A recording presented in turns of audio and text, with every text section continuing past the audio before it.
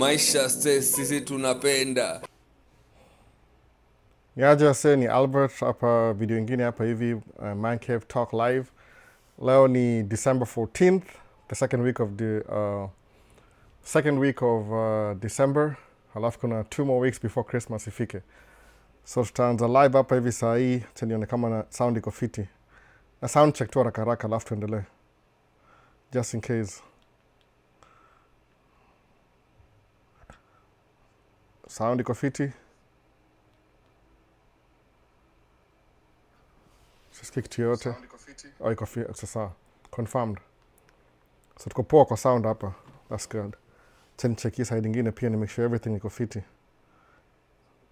Kuna live mbili, kuna vertical na horizontal. Kama uko YouTube utaona both at the same time, so whichever works utaiangalia, utaenda na hiyo ili na work poa kabisa.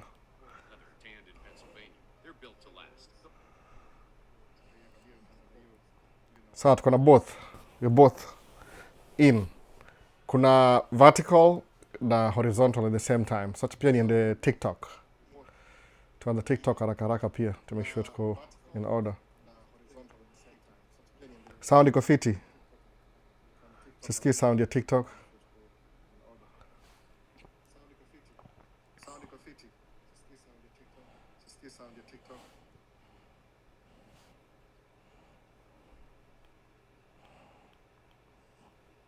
So as I speak now tuko fiti. Nataka to sure everything iko poa.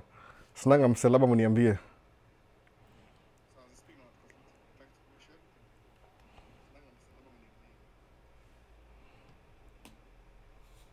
Looks good to me, sahi. I think so.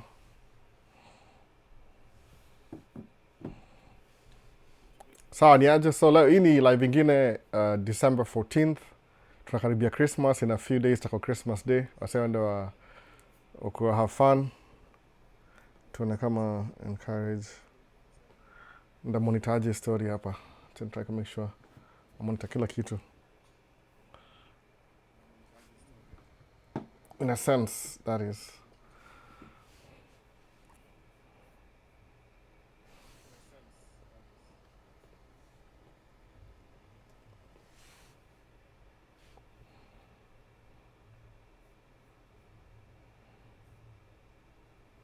So tuko live both places. Sasa, hiyo ni poa.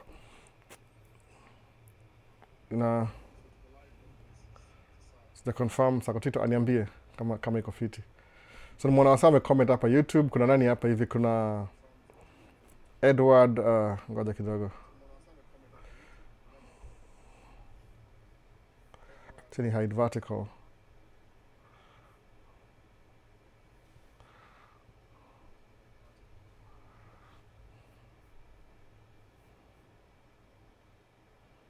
Oh, Edu kama anasema finally. Nakujua personal details. Acha nikae poa kabisa. Story ni ile nimetry kuepa mtoi, akanifuata kila mahali kwa nyumba. So niko set up karibu 1 hour ago, lakini lazima ni make sure nimpatie kila kitu amekula, ameshiba, ndio sana za hepa, alafu ni kama ni do live. Hapa niko basement. That's why. Small detail. So nani mwingine iko hapa, kuna Brian Lucolo locked in from Mombasa. Karibu Brian, nakuona. Dero Travels tuned in. Hapa ni wapi? Hapa ni YouTube. Getting you loud and clear. Oh, that's good. Confirm audio. Karibu na microphone. Say karibu microphone. In the microphone in a project kwenda nje. Welcome master. Mimi ni master bana. Nitaje master mse. Nani vertical best sana. Hiyo ni fiti. So that's good. That's good. Try ku locked in from Eldoret. Sasa iko poa kabisa. So ni confirm TikTok sasa. Inakam TikTok anything hapa, hebu tuone.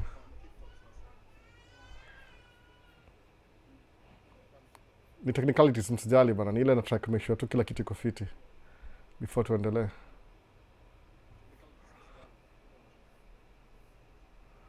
So ni comments ikiflow.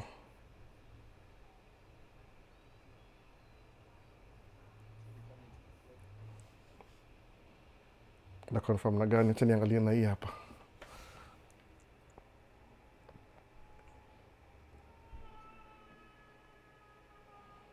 I wish there was a better way kufanya hii story, itakuwa sana. Ingekuwa fiti sana, ingekuwa najua how to do this. bila kuinterfere na live.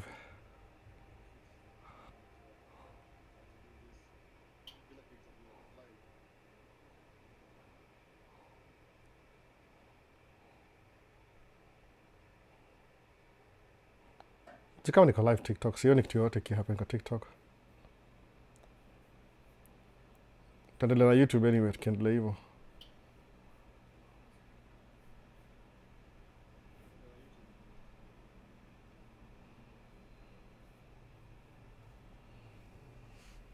Niko live TikTok, mtu aniambie.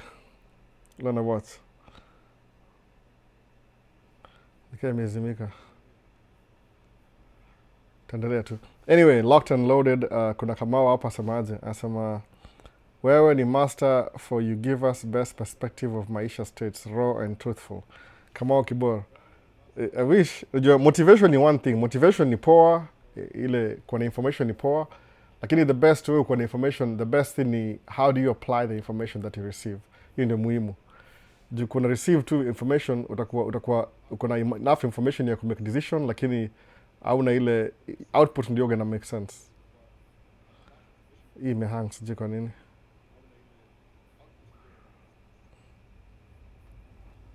Unaona imekam sasa. Okay, so comments.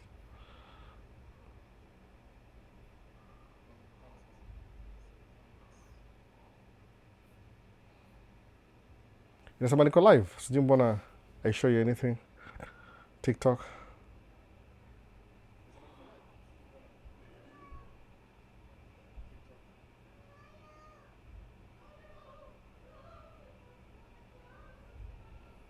Nothing. Anyway, itafigure out tusijui hata. Tani restart kila kitu hapa kwa TikTok.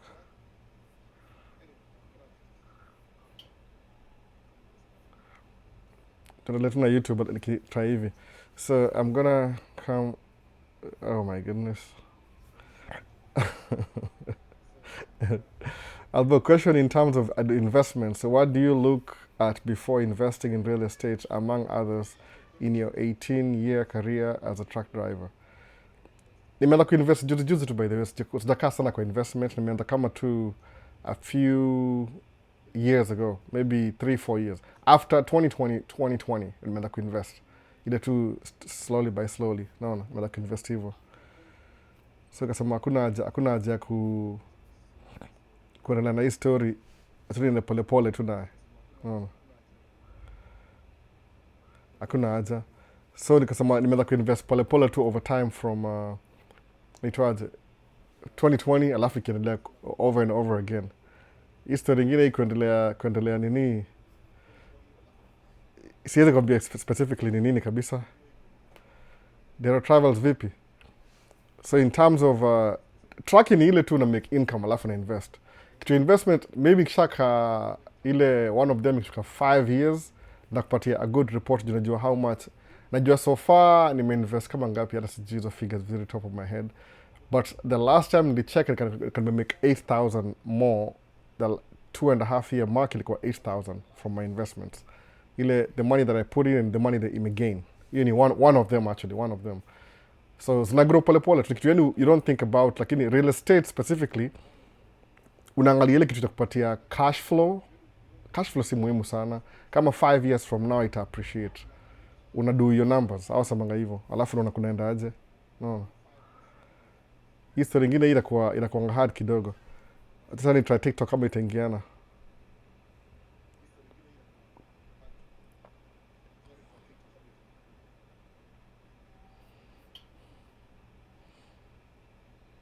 Ikameka kama imefika poa ama ilikaa sana ika shut down. Saa imeanza tena. Ishi kwa na bigger screen. Ndio try connect TV kwa screen ndio iko poa. But tuone kama itaingiana this time.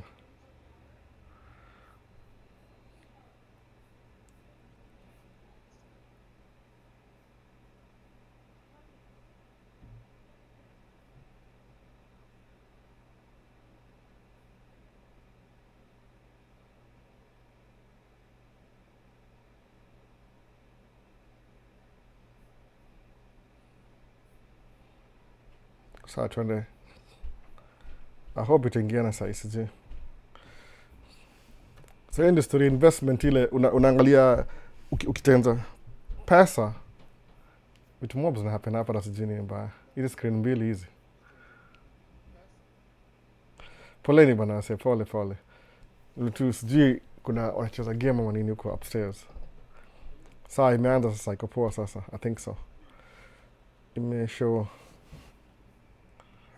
Nilianza live kama 1 hour ago. Ikabidi ni restart tena juu mtu yali aninipata. Sasa itaanza kama iko slow alafu ita pick up tunajua. So at least ime restart tena. So pole, turudi back to nani? Back to Nelson.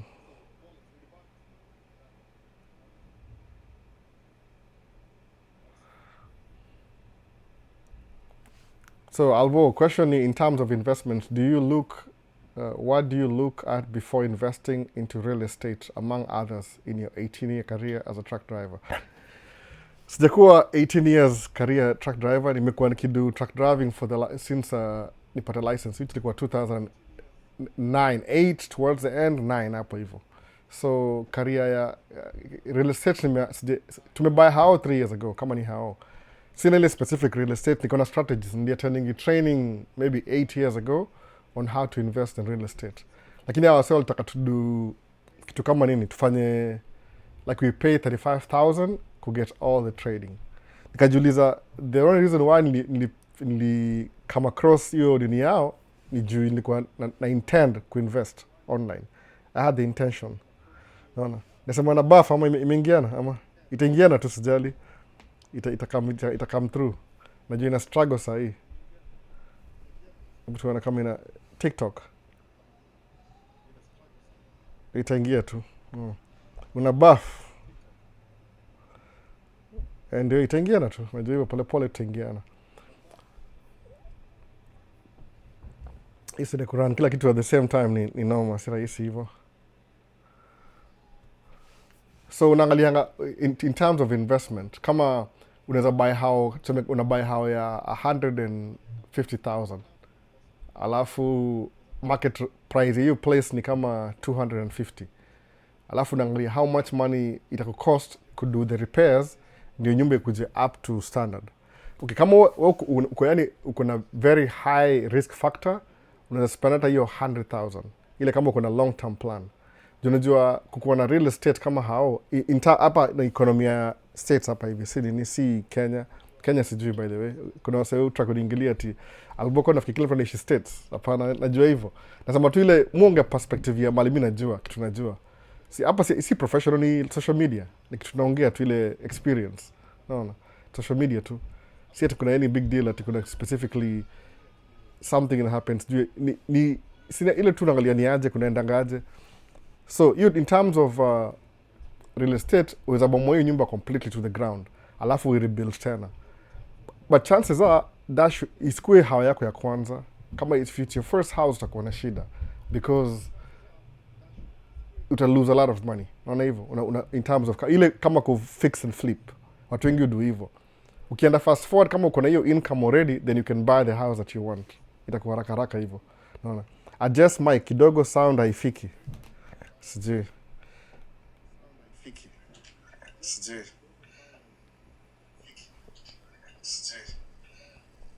Iko sawa hapa ama sijui? Nasikia echo zote. Military vipi? Okay, sawa. Tuende na next. Edo ndakam kwako baadaye. Hata sikuwa nafikiria story real estate. Kuna makomenti zingine hapa sijui ni wasawa gani ya hata sijui. Naziskip tu. Wacha tuangalie. So I looked at the video concerning how one can skip college as an immigrant and enter the trucking business now with $200K US per year. Uliangalia ni which video? A college as an immigrant and enter the trucking business now with $200K US per year. So the video gani, which video was that kabisa exactly? Sababu najua kuna vitu, kama if you're young, if you're like 21, advisable, enda shule, graduate by 24, kuna hiyo degree. kwa sababu degree ita open up more opportunities za nini. Watson Maina landed in Iowa. Hiyo ni poa sana Maina. Welcome G, uko state gani? Iowa. Military vipi?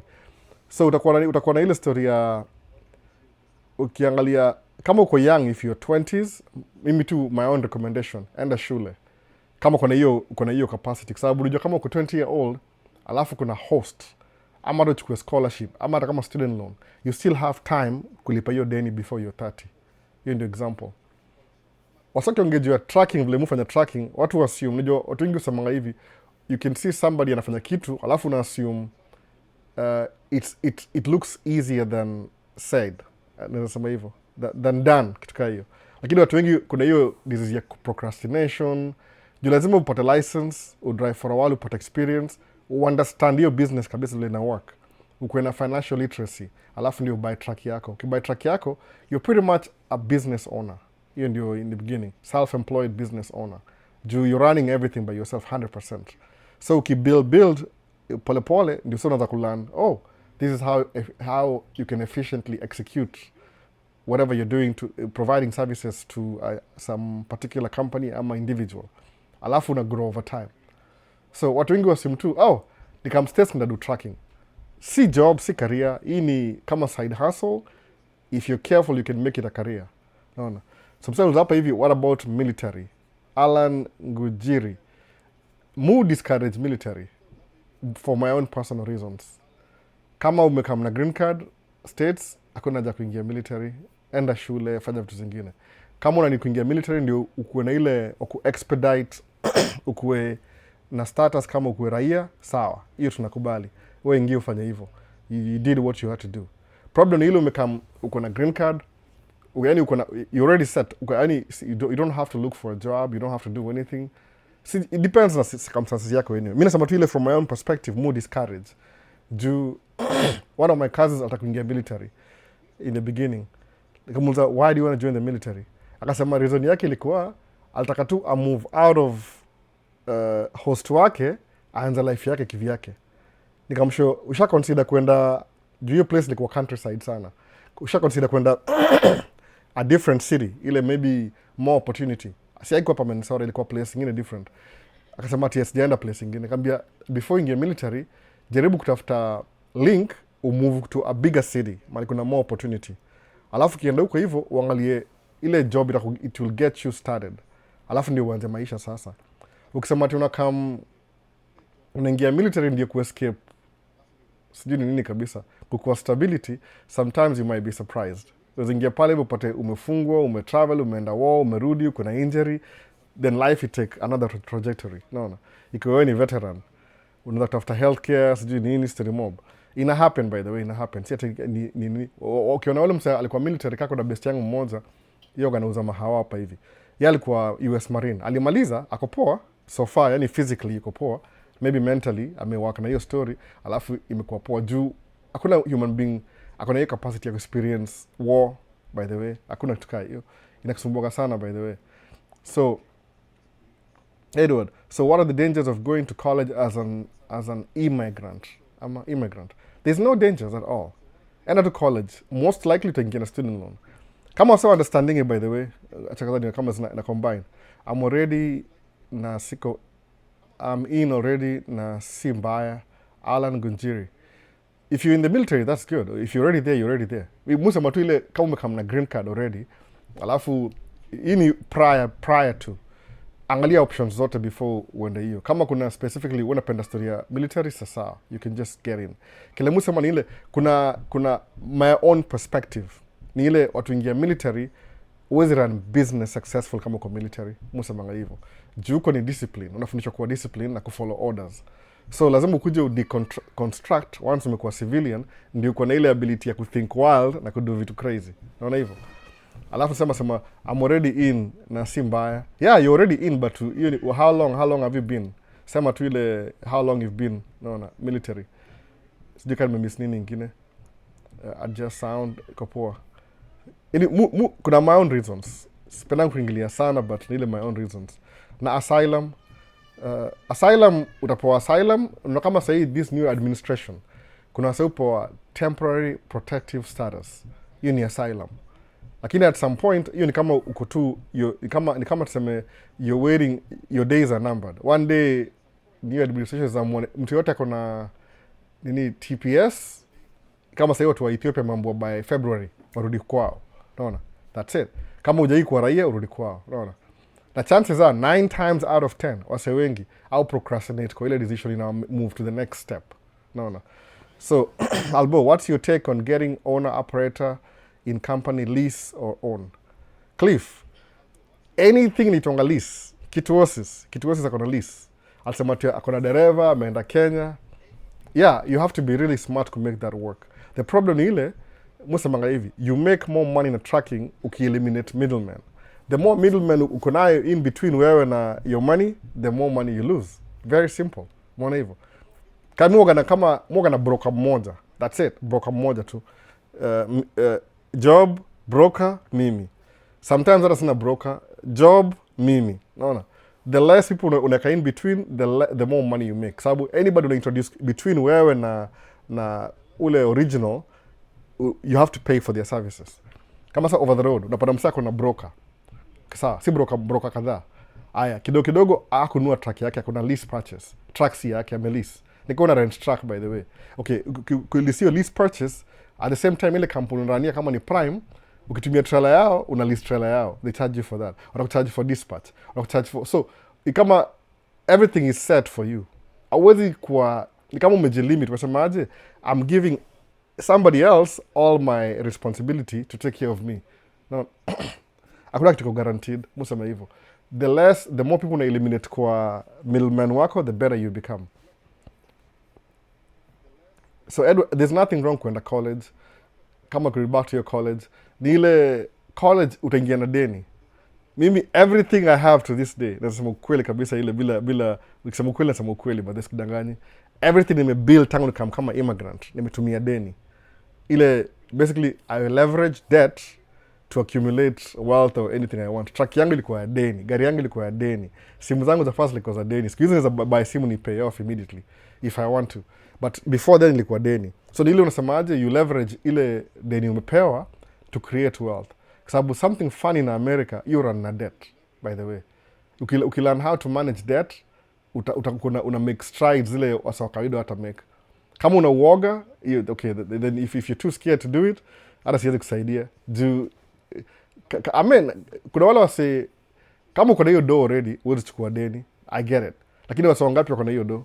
No. Majority wako hapa chini. So inakuwa hivyo. There's nothing you can do about that. Kama huwezi leverage debt to create wealth, too bad. But at some point lazima ufanye kitu, at least ufanye kitu kusaidie. Sijui nitumie nini kumovie. Sina kitu yote hapa. Oh, man. So hakuna danger kuingia college. Okay, next ni Albo ni aje. Sokolo Nyosa. Willy Sent Wanjiru. Sokalo Nyosa.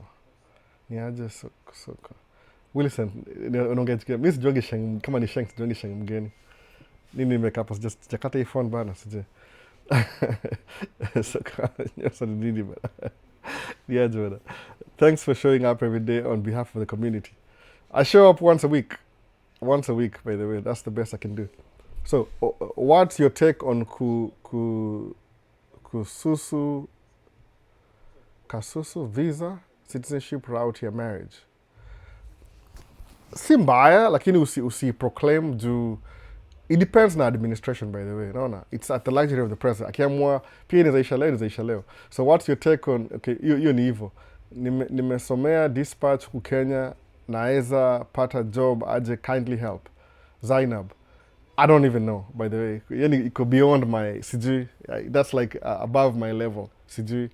Kama umesomea dispatch, sometimes dispatch ni poa.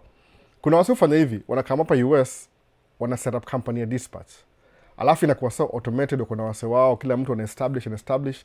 Then ana move Kenya, ana run hiyo dispatch from Kenya. Alafu ana hire watu wa Kenya. Anawafundisha job, you just do this and this and this and that.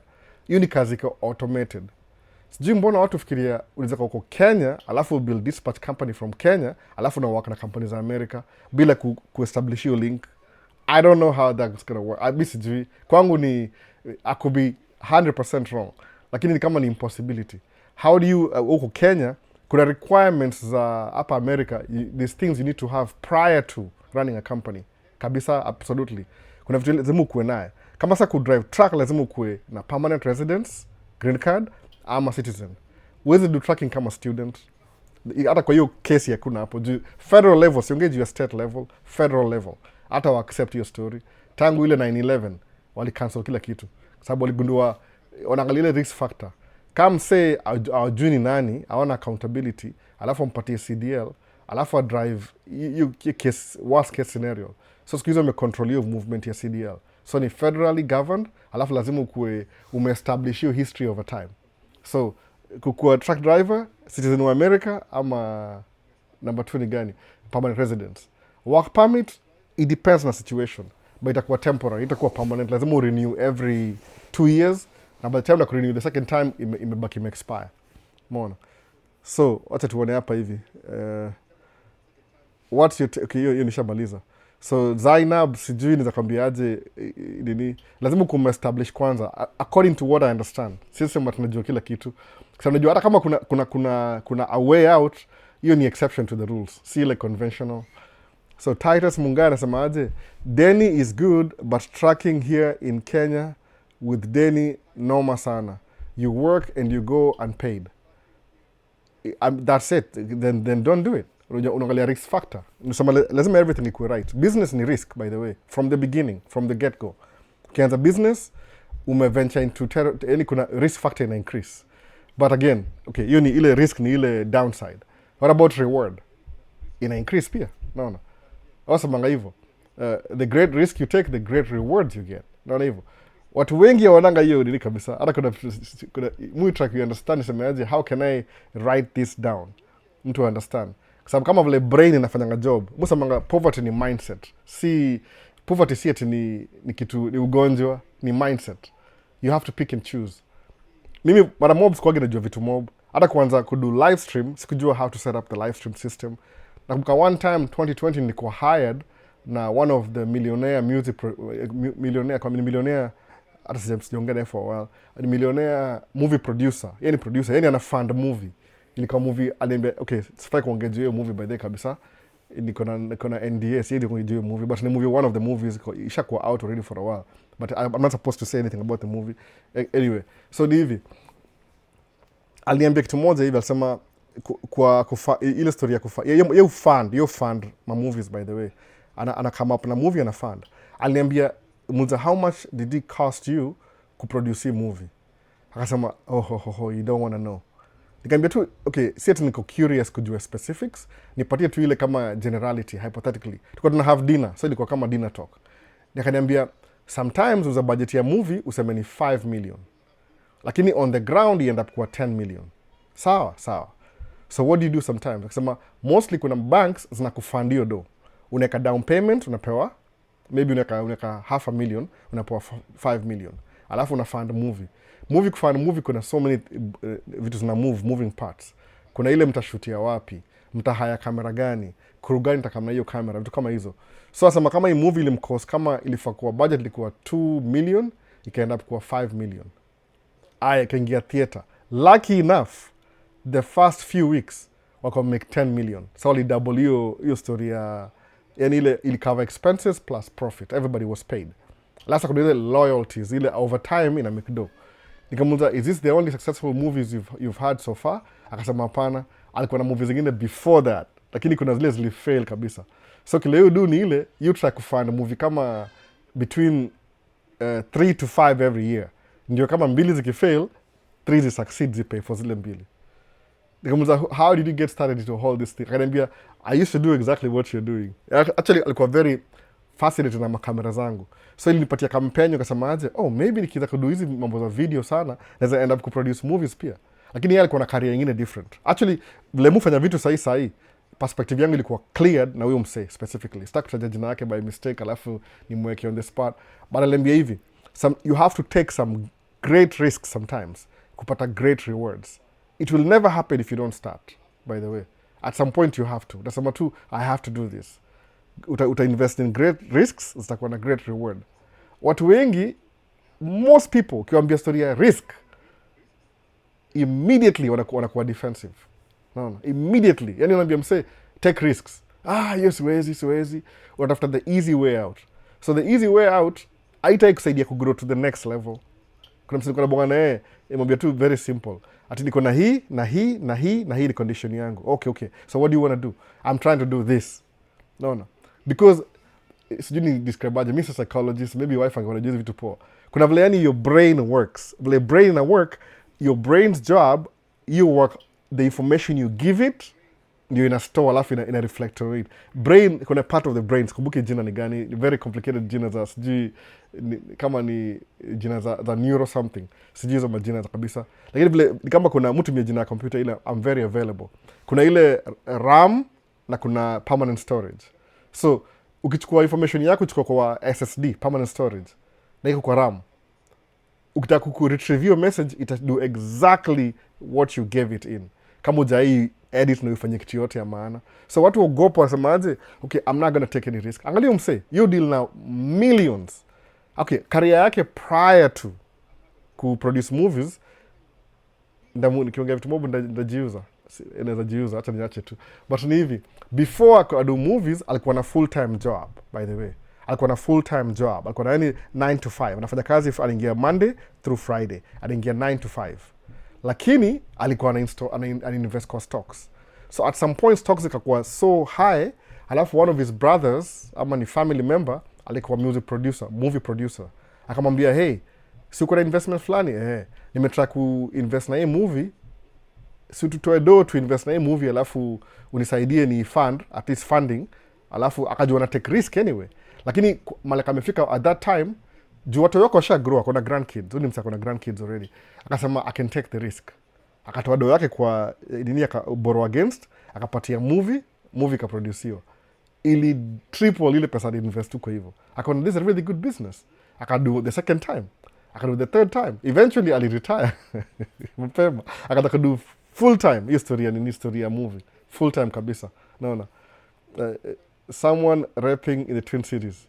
Hulda nakuona, Hulda. Mheshimiwa yuko hapa leo pia. So akasema hivyo, twins ni nini? Baseball. So akaanza kuinvest hivyo, alipata more money than alikuwa na intend before. So guess what he started doing after that? Full time anainvest na movie. Full time, nothing else. Lakini ilikuwa risk in the beginning. Yes, ilikuwa big risk. But what about the reward? Naona. Watu wengi wanaangalia risk, alafu wana shut down. Alafu na complain kila siku, naona. You're trying to do the same thing over and over again, expecting different results. Now the one particular thing uliwacha ile exit sijui ni 5 years ago, hiyo ningekutoa kwa hii place ya kawaida na huku why take your step. Ukasema, man, I don't think so. It's too risky. Ukaambia brain. Alafu, uko na task ahead of you. Kama sawa unataka alboni aje, naweza kamaje stress kama truck driver. Swali na common tangu ni post ile video. Most people nitafutia connection. Mimi nitafutia connection? How? Give me status. How do I get you connections? Hebu angalia story yangu. Nilienda test 4 times. The first, second, third time nika fail. 4th time nika pass test. Nikaingia kampuni for 2 years. Takisema jina kampuni pia. Okay, I was making less money in the beginning. 6 months nika improve. Okay, hiyo ni 2 years. Nika kudrive ya msee hapa local. Hata sijui how local works. Niko tu na ile hint. 1 year. After 1 year, nikaona the money that I made as a driver was more than I ever made working any job prior to that. Sasa, alafu nikaingia number 3 sasa kusemaje number 3, let me buy my, actually nikamwambia so are you coming to drive for me next year? Nikamwambia no, I don't think so. Why? I want to buy my own truck. Akacheka akaniambia, well, good luck with that. Akanyamaza wiki moja. Hey, are you going to come drive for me again? Ni kama alini ask questions, ni kama ali disregard what I said last week. No, say people, I know, human beings, they do the same thing over and over again, expecting different results. They can be, no, I'm actually buying my own truck. They can say, oh, really? You're serious about it? Yeah. How are you going to do it? Can be, well, I open a business bank account, I have a business set up, and I have an EIN number. So the next thing I need to go to the bank, nipate pesa, down payment, ninunue truck. Okay, are you looking at trucks? Oh yeah, nikampatia list. Hey, akaniambia, oh, you're serious, yeah. So you're not gonna drive for me this year? Akaniambia, no, I'm not gonna do it. Oh, then find me somebody. Akajua saa ashani lose already. Hivyo. Watu wangalia hivyo. Kama msako anajua, yu haya watu anajua specifically. People like doing the same thing, same old thing. Just hivyo. Same old thing over and over again, expecting different results. No. Complain like anyway ni perfection yako uta complaining daily about the same thing and you do nothing to change the situation. Even tunaona. How do I know that? I used to do that too. Maybe I still do that at this day. Kilinisumbua ilinitoa out of your cycle ni ile I started reading some books. See all the books, some books. Alafu nikasemaje? Let's just hypothetically speaking, let me act like these things in these books are true. Let me start doing the things I'm learning about and see what happens. Experiments 3 months, 6 months. I realize my mindset is changing. The things that were very scary and risky, now I'm bold. They were very bold. I can do this now. Before you know it, hey, Albert, you know, the truck you're driving last year, if you want, I can sell it to you. Comes how much are you selling it for? Well, you know, if I did this, I did that. So I'm going to procrastinate. Nikanisha soma hiki tu before. One thing ukienda kunegotiate kwa deal, sometimes, okay, hii ni heads up. Na upatia heads up ya kunegotiate. Utauliza msee, tell me like, so how much is this truck? Akisema, well, you know, you see. So ile figure ataland nayo. Akisema, you know, aliambia hivi, I bought it for this much. I spent this much on repairs. So mi napiga simu kwa kichwa wangu, okay, asema li buy this much. Okay, you know, if I could sell it, I would sell it for this much. Nikamreduce hiyo amount adisema 2,000 low. No. Why do you do that? Jukisema 2,000 higher, ama mpatie, it depends kama ako very serious sometimes. Jilazima uko na hiyo do kwanza. Akaniambia, akaniambia, okay, sawa, I'll give you 2,000 less than what you need. Akasema, no, you see, my brother, it spent time. Akaniambia, but I was driving for you. All the profit you make last year, the truck ilikuwa paid off. Akachaka akajua ni ukweli. Akaniambia, yeah, just give me that amount then. Nikaenda kwa bank, nikampatia ile amount aliquote. Hata wacha ile to the agree. Nikampatia 2,000 extra. Nikamletea. Nimuuliza, do you want check, cash? Akasema nataka a little bit check, ingine cash. Nikamletea boom, akanipatia truck. Nikaanzia hapo. Was it good? The first month truck iliharibika, by the way, ili break down. Buy truck, ika break down. So after 1 month of driving, after the 6th week, ikaharibika. Repair cost ilikuwa $5,000. I had no clue what to do. What do I do? My paycheck, ya last week, ya last month, nalipwa the following month. No. So 2 things, kangojea. Bonga na mechanic akaniambiaje, get a tow truck, kuna tow truck moja mujua, umse, anafanyanga job kwa Twin Cities on this side, but on his way home, he lives in my backyard. So kiongea na yeye poa, on his way back from the whole day, off duty, atakama chukua truck yako maliko, anibringie kwa shop. Then I'll look at it and kwambie, what do we need? Sema, sawa, I'll do it. But you have to be there, umpatie cash, juu off the clock. How much does he want? 250. Sasa, kamngojea. Kampa 250, akanichukulia truck kwa mechanic. Kufika kwa mechanic ananiambia, okay, hii gari yako kuna problem. Rear end ni ile differential. Zile meno zimevunjika. I have to replace that. What do you do? Kusema 2 things. Unaweza rebuild, number 1, or number 2, you could just buy a used one, kama transplant. Kambia sasa, buy the used one. Approximately hivi, kama 5,000 quote ilienda kwa kama 3,500 plus 250 ile towing. Nikarudi job. After 2 weeks imekaa home. Was that challenging? Believe me, hiyo 2 weeks nilikuwa na silali usingizi. Sema nimebaki track 1 month alafu imeharibika. But the faith nili-establish after mechanic alifix track hiyo mechanic within 2 weeks. Nikarudi back to work. Ilinipatia another leap of faith. Naona, niongeza ile kama level yangu ilikuwa hapa hivi, niliongeza another level juu. Kwa nini? Ile sema, oh, this thing is possible. So was that not risky? It was very risky. Eventually I figured out hii track, because I've been shaka hiyo track for over 1 year, and I understand most of the time. In the winter, it has struggled to start. It's too cold. Why?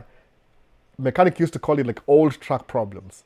So was it easy in the beginning? No, it wasn't. In history yangu before Musa Mangaje, niliget license 2008. Nika drive over the road mpaka 2009 towards the end.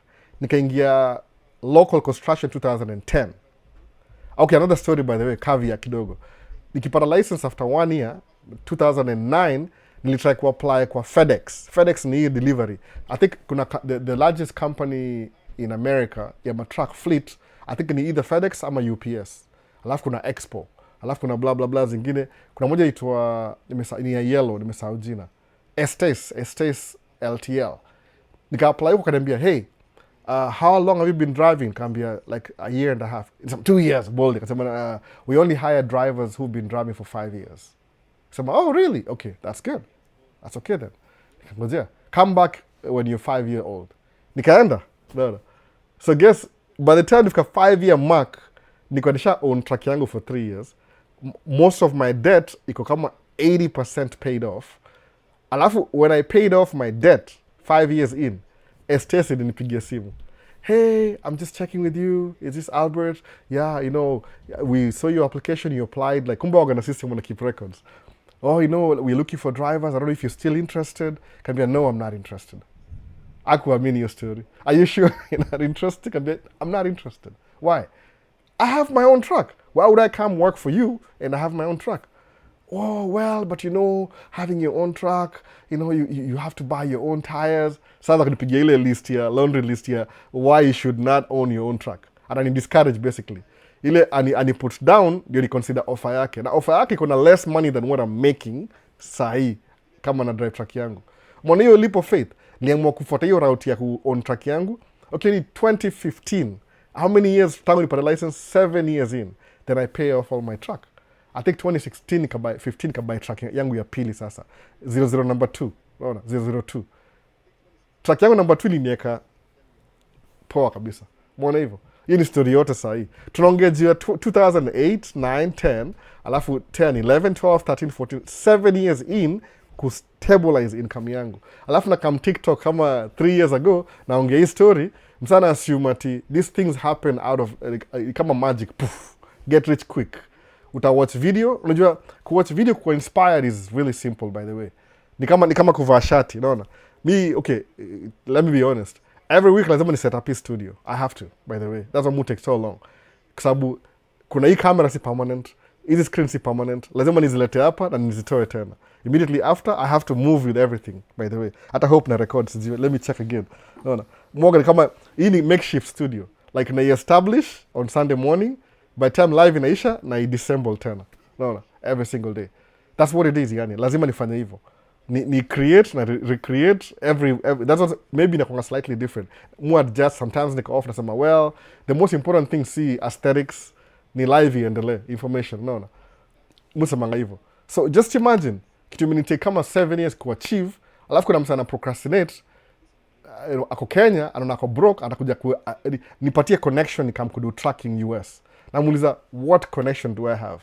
My connection ina last between 3 to 5 years ama hata 7 years. Are you willing to do that? Ndio, are you willing to do that? Sijui kama kitu iko audio ina nini. So niambia, are you willing to do that? Are you willing to kwa hiyo nini kukimbia hiyo marathon ama unataka kusprint? No, are you willing to do that? Are you willing to commit? Hiyo ndio story. Kama uwezi, are you willing to? No. Kama hii live nisemaje from 2023. From now I'll be doing a live every Sunday. That is 23, 24 mahali hapo sikumbuki when. Hii ni episode 109. So how many weekends? 104 weekends. I've been doing live on Sunday. Nilicommit kasema I'm going to be doing this from that time. Mood try my best to miss live by the way.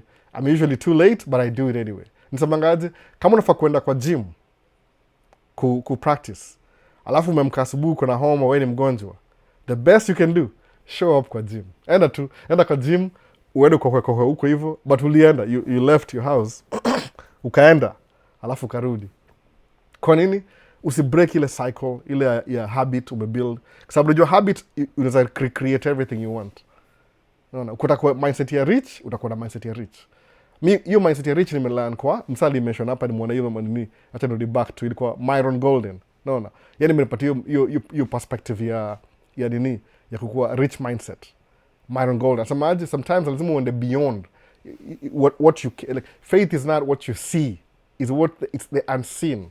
I'll to be an example. I think alikuwa pastor before Myron alikuwa pastor before, so talk yake mostly ogana kama pastor, but sema faith iwezi kuwa kitu unaona, sometimes kitu beyond what you see.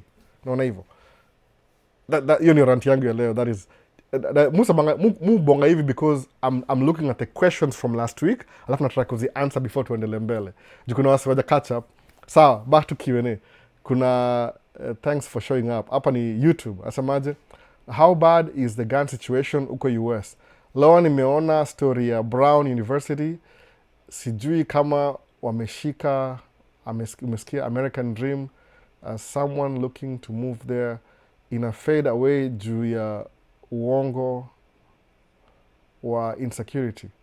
Daniel Joroge,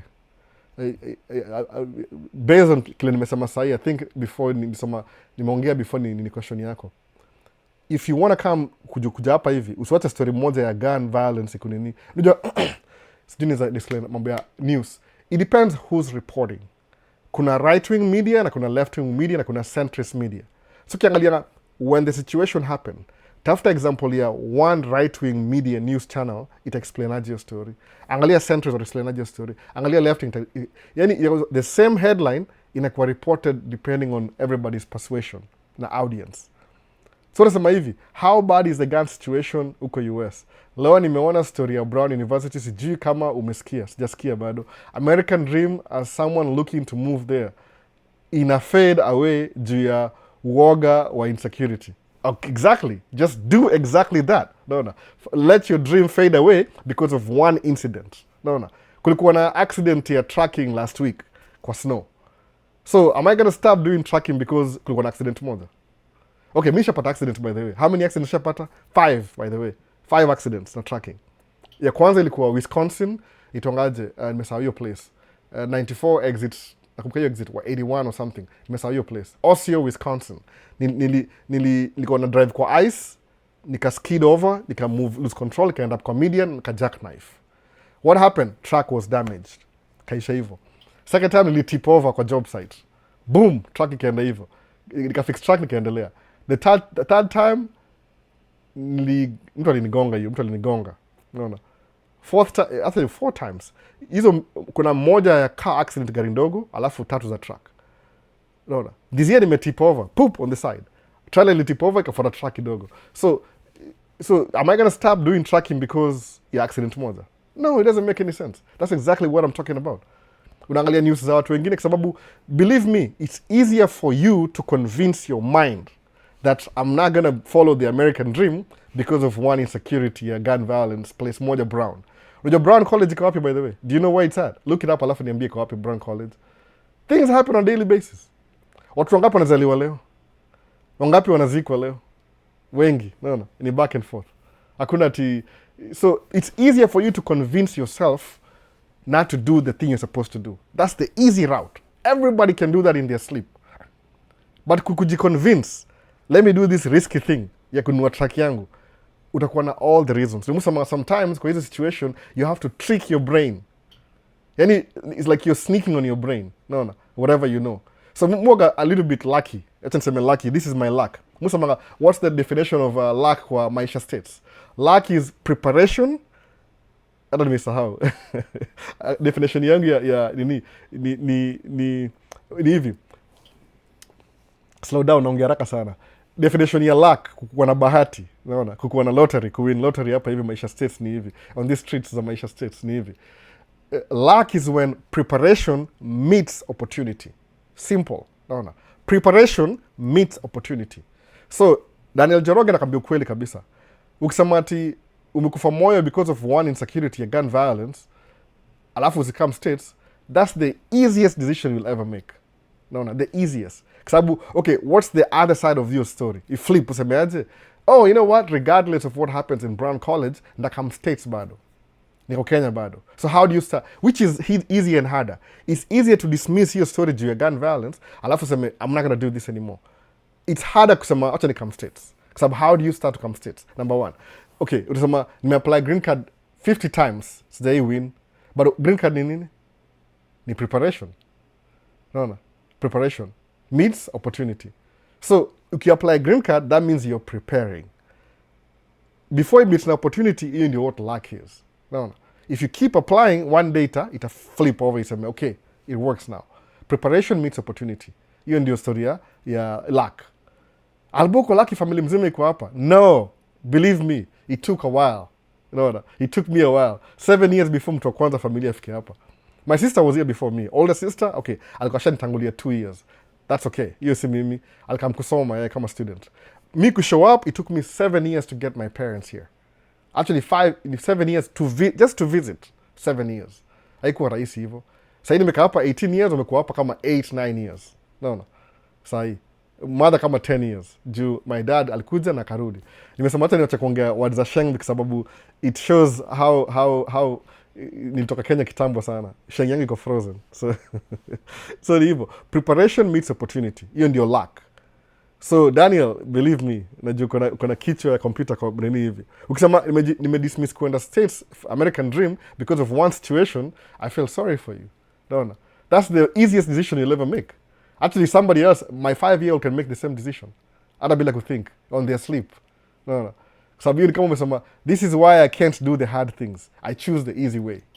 Najua umeulizia swali before niongee. It's easier for you to make easy decisions. Lakini angalia kama mabeste moga najua. Ndawa interview siku moja. Msali niambia hivi. Nilitoka Kenya. Okay, story ya Arnold Malcolm. Nimeona, labda nimemuinspire.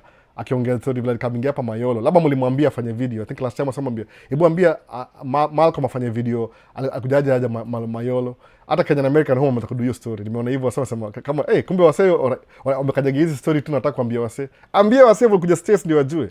Okay. Arnold Malcolm alitoka Kenya akaenda Middle East. Ni Middle East bado. Hiyo story ya Middle East by the way, sasa kuna 7 stories watu tunajua personally. Wamedo the same thing. Walitoka Kenya wakaenda Middle East. Kwenda Middle East, wakataka apply green card, wana save dough, wana travel by the way, wana travel. Msa ameenda huku Europe one weekend amerudi. Ameenda Turkey amerudi. Kwa sababu samangaje, kama umeapply green card 10 times na hujaipata green card, that's one thing. Ni bahati. Hiyo si ati ni real. Ni bahati tu yani. No, when the stars align, whatever that is, utapata green card. Kama hujapata green card, utafanyangaje? First of all, msema anakam kuvisit. Unataka kuvisit kwa sababu it's like you're taking the bull by the horn wewe mwenyewe. Unakam kama visit, unaenda kole, unaongea nao, una meet sama professor, unatoka hapa kuja kuvisit, alafu unarudi kama ni unafanya Middle East na I-20 admission yako mwenyewe umejitafutia. Mimi nakwambia there's nothing as good as wewe mwenyewe ujitafutie vitu. Mimi kwenda kubuy truck, sikutafuta mtu, nienda kwa bank nikafail. A couple of times by the way. The first time hata kuongea na mimi. Hata kwenda kubuy truck yangu real, kuna dealership niliingia hivi, nobody talked to me. Sababu akona, what is guy doing? Labda nafikiri mimi ni mse homeless na try to tafuta place ya kulala. No. Juu niko mchafu na trucking, hakuamini. But the guy who sold me the alishanga mimi na kumkubuy truck eventually. Yes, I never judge a book by its cover. You sometimes niko mchafu because niko na do job the whole day. Nimepata time 1 hour nipitia kuangalia track. So the easiest decision to make ni kusema ati sitaenda Kenya. Anyway, tuendelee tu. Nasema labda namuingilia personal na si personal. Nasema tu ile I'm using that as an example. So ile video yako ya immigration yako na an immigrant like you who took risk entered the trucking business. Aitonani kabisa. Virox. Niaje, welcome back. Watching from Jamuhuri. No snow for me. Are you kidding me? Virox, are you kidding me? Oh my goodness. When the Kenya una sneak in tuombi. Talk about Trufena genuineness, geniusness. World record of hugging the tree for 72 hours. Until they don't recognize it to be legit. Trufena Simji, I don't even know who that is. Leon, I don't even look at news like that. You'll be surprised. No. I have so many things to do. I don't look at news like that. Labda Yangalia. Now that you've mentioned it, the Yangalia. No. The Yangalia, what's the world record? So, vipi kaka, the Ochieng family ko hapa. Wote family mzima. Nakuona. Kupoa kabisa. So, what do you think starting with a pickup dump truck itapata kazi? How? The thing that you're thinking about, go try it out alafu niambie. No. Sometimes you don't have to reinvent the wheel. Kama sijai kuambia, tracking, kama yu mufanya, sulipwa per ton, by the way, is how much you can haul. So kama tuseme pickup truck hiyo beba payload ni half a ton, example sijui, I think ni half a ton. So a pickup truck ni half a ton, sawa. Half a ton, so ukichukua mchanga kama sand, you're bringing half a ton to the job site. These guys need 30,000 pounds of sand. Una pickup truck, how many trips are you going to make to deliver that sand? After one day watakufukuza, naona au na ile capacity. The reason why trucking inalipa poa ni ile kama mimi banga 20 tons clean. So mimi trip moja yangu na dump truck, wewe na pickup truck itakuwa 20 trips. Nimepata hiyo right kweli? 40 trips na pickup truck kama ni half a ton. So do you think they will work with you like that? Hapana. Alafu dump truck iko meant to drive your off-road. Naona. See, you try it out alafu niambie. Unaweza cause idea yako. Sisi idea yako ni mbaya. Ni ile ibu niambie logically, which ni logically yani. Uko na half a ton pickup truck, you're delivering I don't know, maybe 20 tons, it takes you a whole week. Kama ni job iko slow, sawa, it makes sense. Kama ni maybe you're doing people's driveways. Naona, driveway ni half a ton imetosha. Utai spread around hivi, imetoshea. Naona, one day at a time. But kama ni job site, big project, wako na deadline ya 3 years kumaliza, they need to do the itongaje, kwa sababu kuna ile builders na kuna developers. Developers have to be done in 6 months. Guess what? Out of expedient. Ndio one thing gone, next thing. Kwa sababu so tunadu kama most of the time ile excavating. Kuna mali ilikuwa shaba. Hiyo shaba ilikuwa na mahindi. Mahindi ikasema kata mahindi, weka toa ile topsoil. So usifanye hivi. Tunakam na matruck wana scoop ile black dirt, ile kama maybe this thick. I don't know how this thick is. Example book. So how thick wanatoa hii level hapa juu, ile rich black topsoil tunaitoa, tunaipeleka place different, then wana make my measurements zao, alafu wanachimba foundation where the building is going to be at. Wakichimba building, tunatoa hiyo mchanga yote, tunaimwaga place ingine different, then sisi tunaenda, we go away, we leave the premises. Builders wana come, wana build foundation. Wakisha build foundation, nyumba inaanza kusimama, inaisha. So when the project is done, kama ni 4-story building, then we come back, sisi wengine tena, ina track tena, maybe 1 year after. Tunachukua ile mchanga yote kwa hapo around, tunawabringia topsoil, ndio kama pande manyasi. Sometimes they want to do like some roads. Tunabring ile sand, class 5, wasiwa paving na kama wana pave. That's what a project does. So kama uko na pickup truck, na ni half ton, hautai win project kama hiyo. Labda udu project ya I repair people's driveway. Kwa sababu driveway ni kama what mileage? Kama yetu ni kama gari tatu hivi, 1, 2, 3 times 2, 6 cars. Hiyo utadu na pickup truck. Lakini major project, it doesn't make any sense. No. Unless unadu ma driveway kama best yangu fulani udungi ma driveway, na kwa hiyo business already. Lazima we establish. No. But while you're establishing, who's paying your bills? Reality. Juu kuna imagination, but lazima ikuwe real, ndio ione on paper. No. Faith is invincible. You only need to believe. I don't know how that works. I don't think it's believing only. You can't just believe. I can't believe I want 10 trucks. Alafu it happen. You have to take action. You and your ingredients. You have faith, you believe, then you take action. No. You part, what to neglect that action part. Si disagree na wewe, nasema tu ile the extra step that people don't really do. No. You have to take action. You know what to miss. You miss the action part of the belief. So Albo, how do you manage to get jobs for your dump truck as an amateur in the game?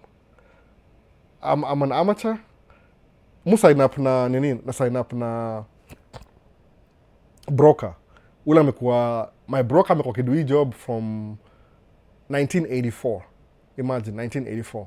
So kuna wide experience. So mu ambiaje, I'm available every time, anytime you give me a call. Yani, unless nikwambia staki job, as long as I'm available, mu wana do job na broker. Anapata commission yake, yeye anapata commission. But ile whatever ananilipa ni 125 an hour, which is a lot of money still. But nigundua hivi, nikianza ni an hour. Actually, they helped me buy my second truck, au my broker, because they valued me. Waliwa kama mimi ni asset.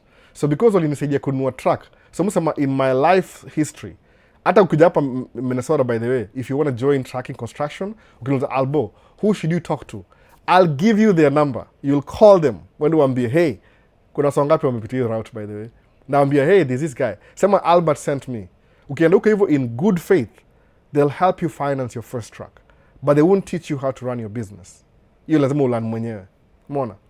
Waliambia hivyo. So wana ile mutual agreement. Ile the way huyo mwenyewe alisema hivyo, aliniambiaje, Albert, I'll scratch your back as long as you scratch my back too.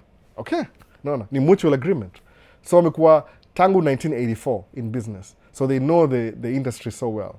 Kile realize ni hivi, if I'm pulling their truck,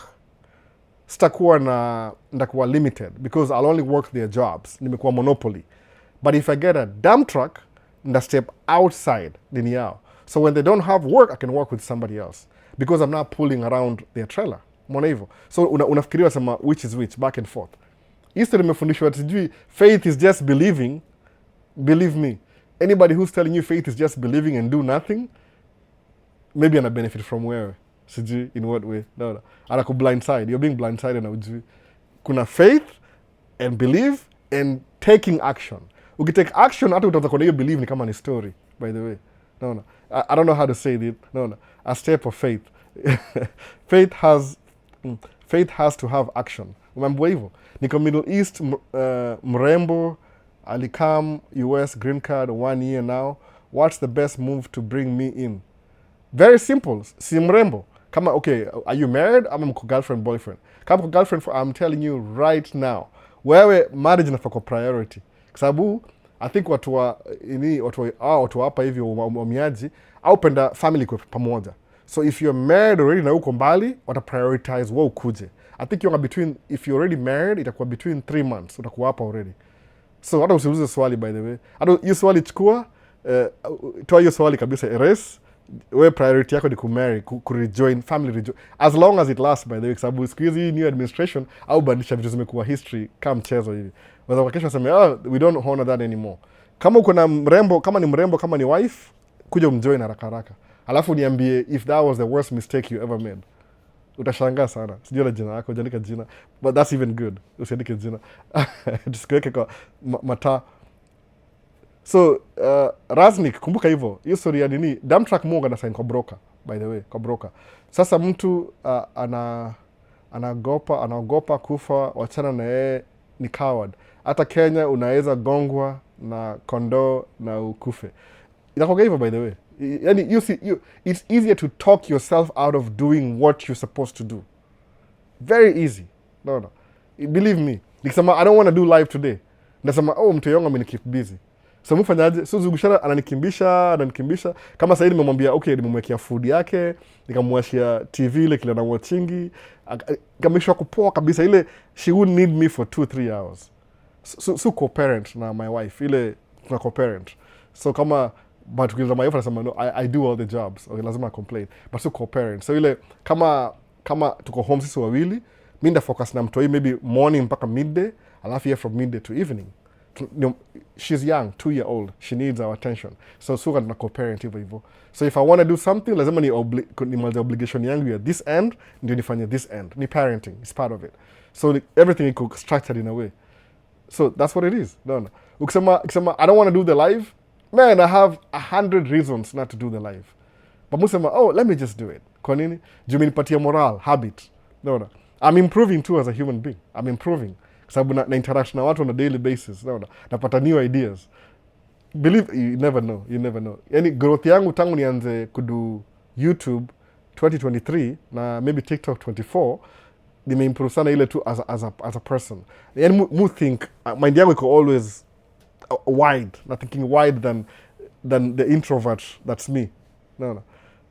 So we're doing marriage. Thanks. Now we're doing lazima naweza kwa device hivi. Kama jina yako hakuna jina yako hapo, usini inbox pia mu feel weird. Kama kitu serious, ni better unicall, yani uniget kwa contact information yangu. Kama uko TikTok, nilisneak in Gmail yangu kwa TikTok. Sasa iko na Gmail hapo. Sijui kama wataitoa tena, walitoa last time, sijui kwa nini. But nilisneak in Gmail. So nitumie email, alafu ama uende kwa YouTube uchukue namba yangu ya simu, alafu unitext, alafu tuongee. Kama ni kitu personal, kama ni general questions ile, kwa sababu kuna vitu personal by the way. Kuna difference by the way. There's things you can speak in the public, kuna vitu personal unaongea in person. Naona. Na mimi ukiongea na mimi by the way na kuguarantee, sitasema story yako, nda give your story as an example generally speaking. but I'll never mention your name. Sitakuanika, I can't do that. That's you see noble, you see honorable, naona. Hata mimi na personal stories zangu. Siwezi sita ni air my personal stories. Though sometimes I do, zile mu consider ziko declassified kwa my government, but kuna vitu zinasema kama ni personal. Kama una msupa kwa Mariana bana, acha story mob. No. Not as an amateur but someone trying to start.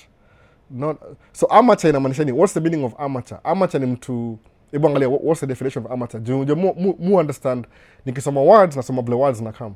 So Raznik, hebu soma kama andika kitu, angalia definition ya amateur ni nini. Mimi I'm just reading questions. Atuongee face to face. So ukiandika swali vile umeandika, mimi na interpret exactly the way umeandika. Kauli means something else, ikuwa tu na ile clarity. Andika tu as blah blah blah blah blah. Ama explain. Itakuwa poa hivyo. Tusiende na rabbit hole after pale tunaongea kitu sepa. Alafu sema, oh, that's not what I asked. No. So, niaje Albo, ulitu show you'll make a video on how to invest in stocks.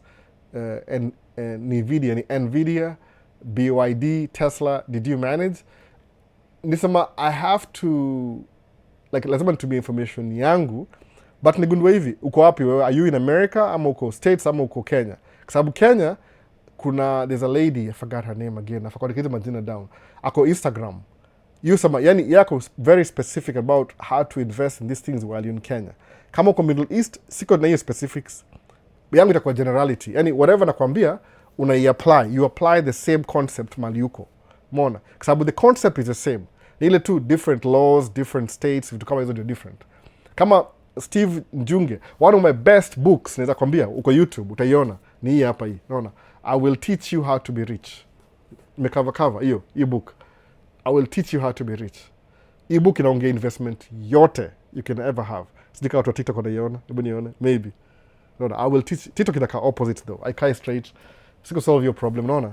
I'm still like lagging behind na ku solve problems. I will teach you how to be rich. Hii book. Tani kushow. Kama just in case mention.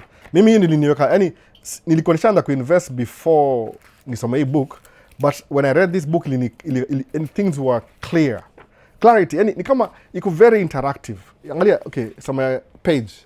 Sijuka itaona, the light is too bright.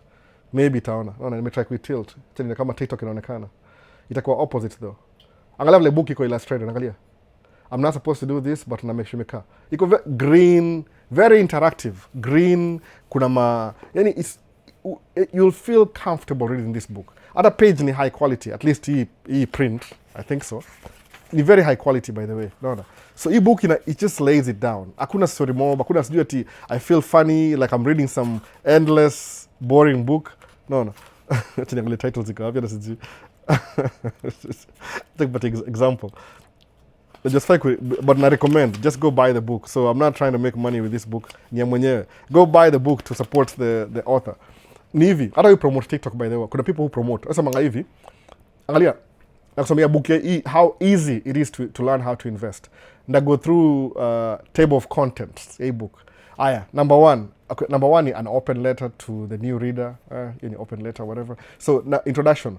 Would you be rich or sexy? No, anakuuliza swali, it's a question. Would you be rich or sexy? Naweza soma pia. Number 2 ni gani? Optimize your credit cards. Number 3, beat the banks. Number 4, get ready to invest. So number 4 inaongea investment. Number 5, conscious spending. Number 6, save while you sleep. Why is that appropriate? Save while you sleep, which means you're already investing. Number 7, the myth of financial expertise. What's the name of the book? Naitwa I Will Teach You to Be Rich. Ramit Sethi. Ramitsethi. Ramit Sethi. Wacha ni type ndio muone TikTok. Naona. Wacha ni type haraka ngoja. In free public service. And buy book. Because I'm mentioning the book, the best you can do is go buy the book. No, ito hivi. Caps. I will teach you to be rich. By Ramit Sethi. I think so. Okay. Enter. TikTok ndio hiyo. Naona nimecomment hapo kwa TikTok. That's the name of the book. Buy the book. Sema ati saki ati I'm promoting somebody's book. Buy the book. Naona mimi okay, I knew nienda kwa seminar moja, one of a guy from African guy from West Africa. Alikuwa na seminar 7 years ago. Akaongea investment. But by then it's like my mind was ready. I was just waiting to hear him say that. Na yeye alikuwa mtu living and breathing investor. Naona. Kuna wase wengi najua tasjuka nizawataja jina. Kuna wase niambia ati let me come you promote me on your channel. Nikamwambia different channel yangu sikuwagi na promote wase hivyo. Hii ni Maisha state, so interact. Naona. Sitaki kuwa na business sana hapa hivi. Sikuwagi na chase ma views. I'm already making money. Enough money kwa tracking. So stuff to pesa ya TikTok. It could be nice if hivi. Angalia, semaje, would you be rich? Would you be sexy or rich? Yani looks or have money. Kama naweza sema tusemaje, why do people gain weight after college? The similarities between money and food.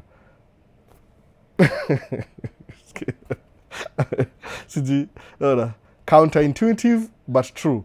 We'll need less personal finance information, common excuses for not managing money. You're not a victim. You are in control. Stop debating miniature and focus on big wins. The key message of I will teach you to be rich. Rich isn't just money. What does it mean? Anakupatia maswali ndio usome book. Aya, optimize credit card. Let me do the due diligence. No. Go buy the book, by the way, because I'm doing this. Go buy the book. Why Indian people negotiate. Stop being intimidated by credit cards. Okay, stop being intimidated by credit cards. Pick the best card for airline miles, cash back, and reward. I have cash back, by the way. Sometimes mununua a $4,000 camera na cash back. So you know how much money cash back mupata just for spending the card anyway. No. The 6 commandments of credit cards. How to negotiate with your credit card company to get fees waived and receive low rates. Secret perks of credit card offer. Why you should always be you should always buy electronics, travel, and furniture on your credit cards. What not to do with your credit card. The burden of student loans. Why credit goes to bad. 5 steps to get rid of your debt. By that time, I should get rid of my debt anyway. Kwangu iko applicable. Aya, beat the banks. How to... Anyway, I'm reading the whole book. This book, come on investment, honestly speaking, at this point in my life, this is the simplest book you can read to learn how to invest. It's worth its weight in gold, if that's a thing. It's weight in gold. I don't know how much it weighs. As a beginner, no, I will teach you to be rich. It's simple title, simple book, very interactive, nice covers, everything. No. Green, yangu iko green kwanza. Page ni very high quality. No. Very simple book. Itakufundisha everything you need to know, at least ile beginner. Then as you make more money, you'll read other books. One in swali ya Steve Njunge. No. If you really want to learn how to invest, this is the best book. No. I will teach you to be rich.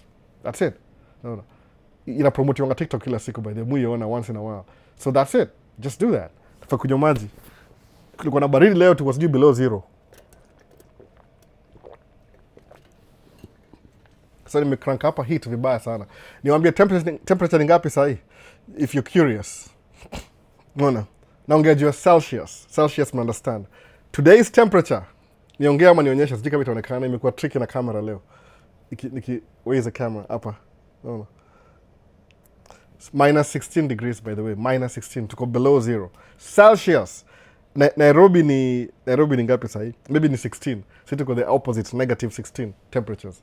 Super cold. No. Yeah, North Pole. That's how cold it is. So if you really want to learn how to invest in Njunge, ile the generalities, e-book ni muhimu sana. Labda I don't know how I can do it creatively. Labda niongee na mwenyewe. How can I market your book for you? Like he needs my marketing. Anyway, hiyo imetosha by the way. I'm sharing my experience kusoma your book. I read the whole book, by the way, entire book. Reading. Same, I listen to it sometimes too. Nimemiss question ama hebu tuone. Nvidia.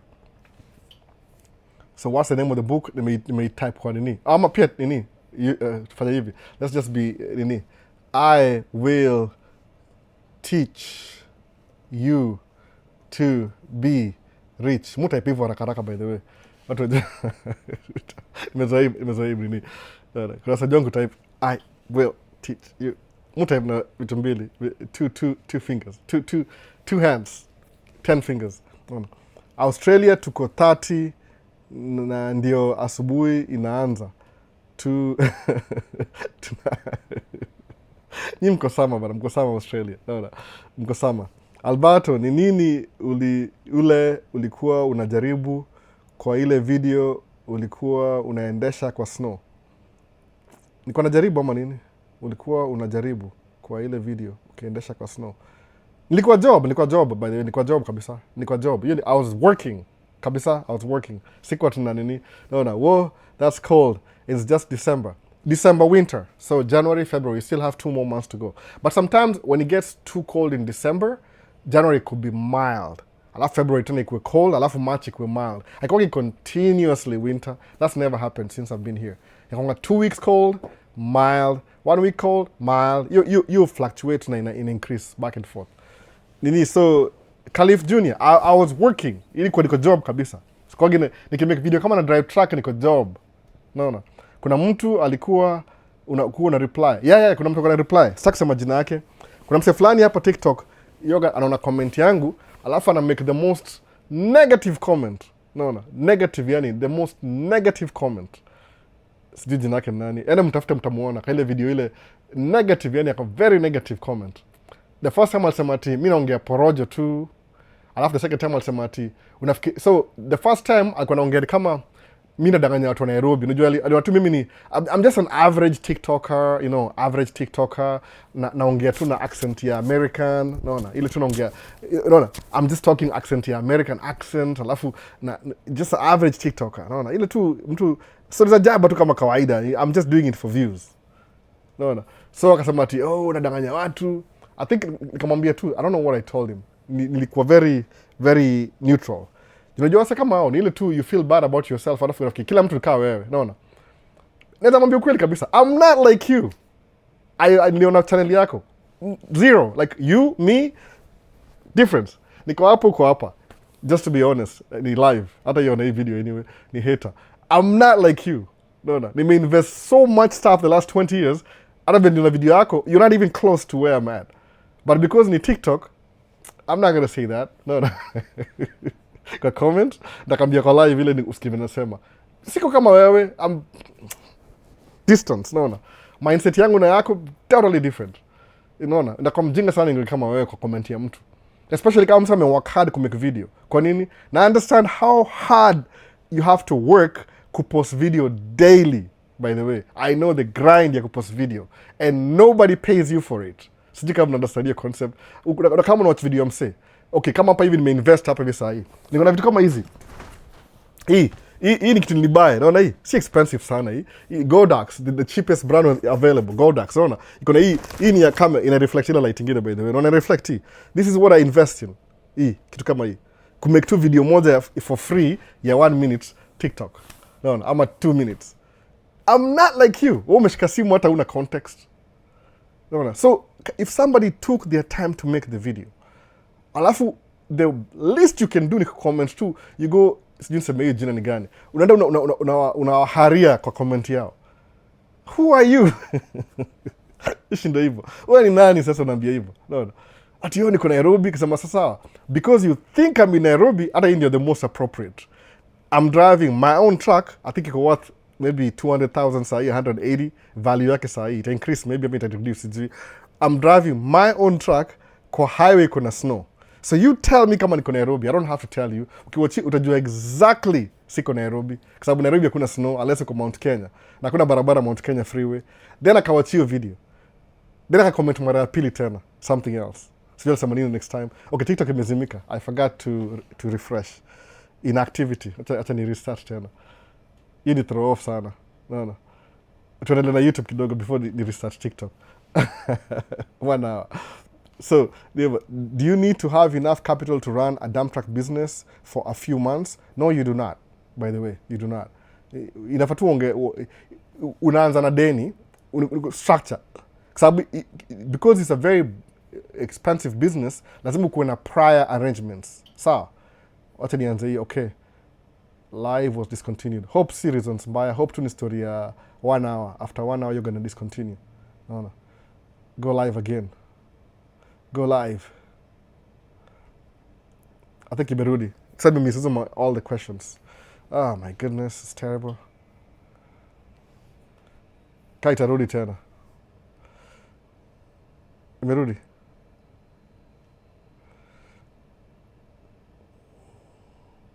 Imerudi sasa. That's good. Sijajua how TikTok works. So itabaf kidogo. So ndio msako akona hiyo story ya nini, story ya hiyo akona ubaya. So mimi nisema hivi, nda reply kama to my advantage. Like kama tuseme I'll use it as a learning curve. Example. I'm not like you, mse. Siko kaa wewe. I don't know why you think. Actually ningekuwa poa semeaje, let me aspire to be better than this guy. Ile work ethic usemeaje, I'm going to make better videos, I'm going to start my own business. By the way, I ain't ndakufollow by the way. If you're doing better videos, appreciate msaki make content YouTube ama TikTok ama social media. Kama unaona kuna ile some professionalism zimekuwa trickle down. Kuna wasoga very lucky. Uko na hiyo, uko talented. Uko na hiyo unakama waongee tu kwa nini. Kama one of my friends aitwa huku US. Yeye anachukua simu, iPhone 13, akikamera hivi, aanza kuongea. Alafu wasata relate naye. Unaona? Kuna vitu mbili za get people's attention. Hata jiji semeaje. Unaona? So sema tu ndamreply a comment. Hapana. Siwezi mreply a comment. Ndamake tu video. Unaona? Let's just use that as more content. Hiyo ndio story yangu sasa ilikuwa hivyo. Unaongea mbaya mimi. So the first time I think niko Nairobi kwanza, akaona video ya track niko States. The next comment ni ile, kwani unafikiria kila mtu yuko America? Sasa muuliza, is that why I make these videos? No. You know, I still make videos whether nobody watches. Inakuwa hivyo. Anyway, it's just kama example. Tuendelee tu. You don't need enough money to invest in tracking. So, do you need to have enough capital to run a drum truck business for some few months since payment after job who take time? Uko sawa kabisa by the way. Because uta set up credit system. Kama when you open by the time kuna hiyo level, believe me, Raznik, before you qualify kununua truck, the bank that finances your truck, lazima wa establish you have an existing business. No, before they even work with you. So hizi swali unaniuliza, like una put the cart ahead of the horse. There's things you'll do before you even get to have that truck. If you're lucky enough to have that truck without this process, that means you don't have enough money to continue. Ango ulize hiyo swali. There's things that happen could be, wesema ati ukiona how imebuildiwa na iko na second floor, chances are walimaliza first floor before build second floor. There's things, steps in between, itakam kushikilia ile second floor, lazima ukumesha build first floor. Regardless, no. So, having money, once umeanza hiyo business, uta-establish some form of credit, itakuweka on hold until your first paycheck arrive. Na hiyo tu ni only 2-3 weeks hivi utaget chapa. No. So, do you know if Jesus was still on earth today, he would be knocking on people's doors?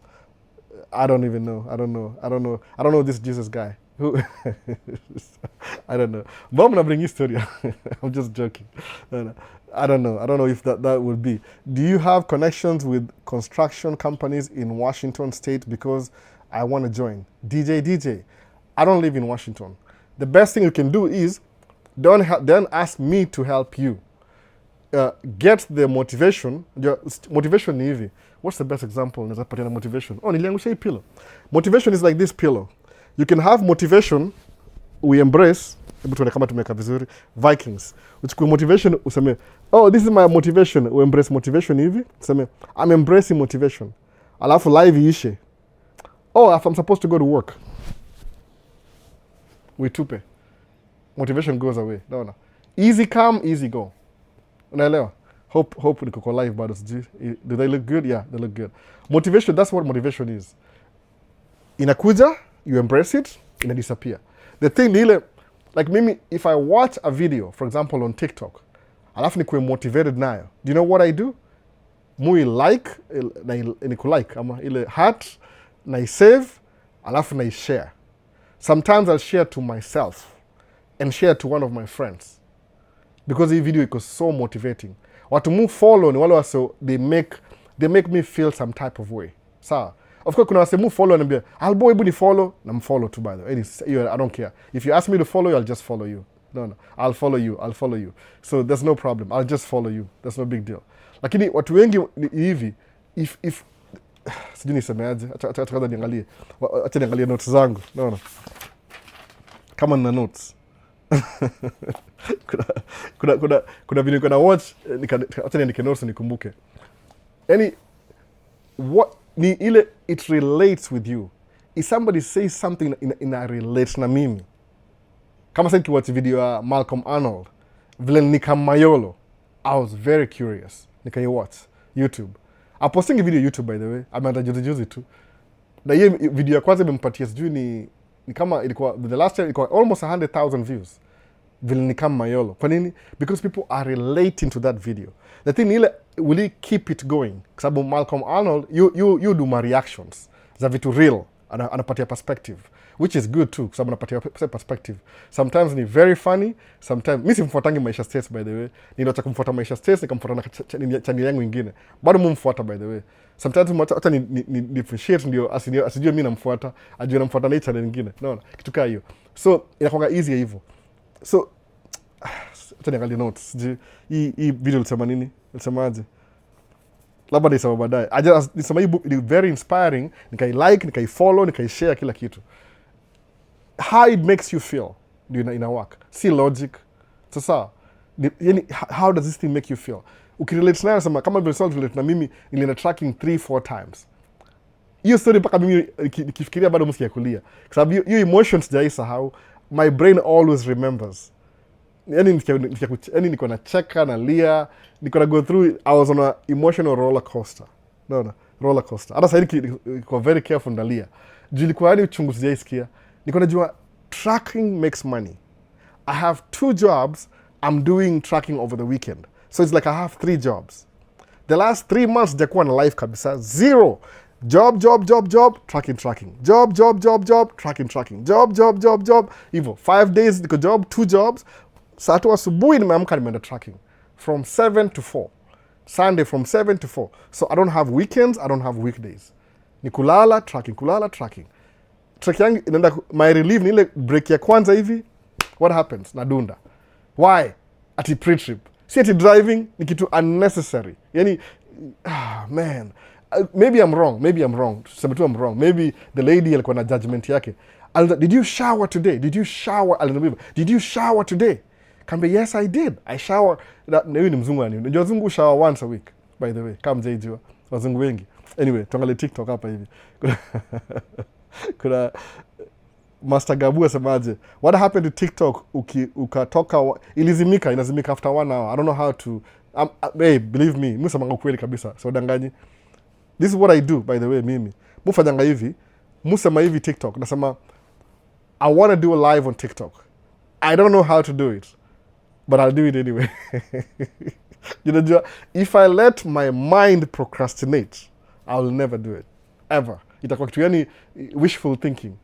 So if I want to do something, musamanga ilikuwa think media. Start before you're ready. Start something before you're ready. Akudanga perfection, by the way. Ni perfect imperfections. Skiza words, by the way. Yani kama ni my mantra. Kama my motto. Nimesema vizuri. Musama motto. Kama M-O-T-T-O. My motto. So nimelania lugha kama niko America. So sijui kupronounce Kenya, by the way. I'm so sorry. Just mbona shengi yako ni 20 years ago? Yeah, because nitoka Kenya 20 years ago. I can't help it. No. Now, by the way, apart from social gathering, place gani professional au ongea sheng? Let's be honest. No. Lazima ni keep up na sheng mpya. Waste of my time. Ni connection ya social. Si nini, ukienda most of the places hapa hivi kwa business world, au ongea official language. Ile kwa books. No. At least except kuna exception to the rules. So sheng yangu ni 20, it's frozen in time. No. So my motto, M-O-T-T-O. Juni kama ni kwa America, sikuwa jua hiyo motto Kenya, jonga hivi tukawa hapa hivi. Ni hivi. Start before you're ready. Kwa nini?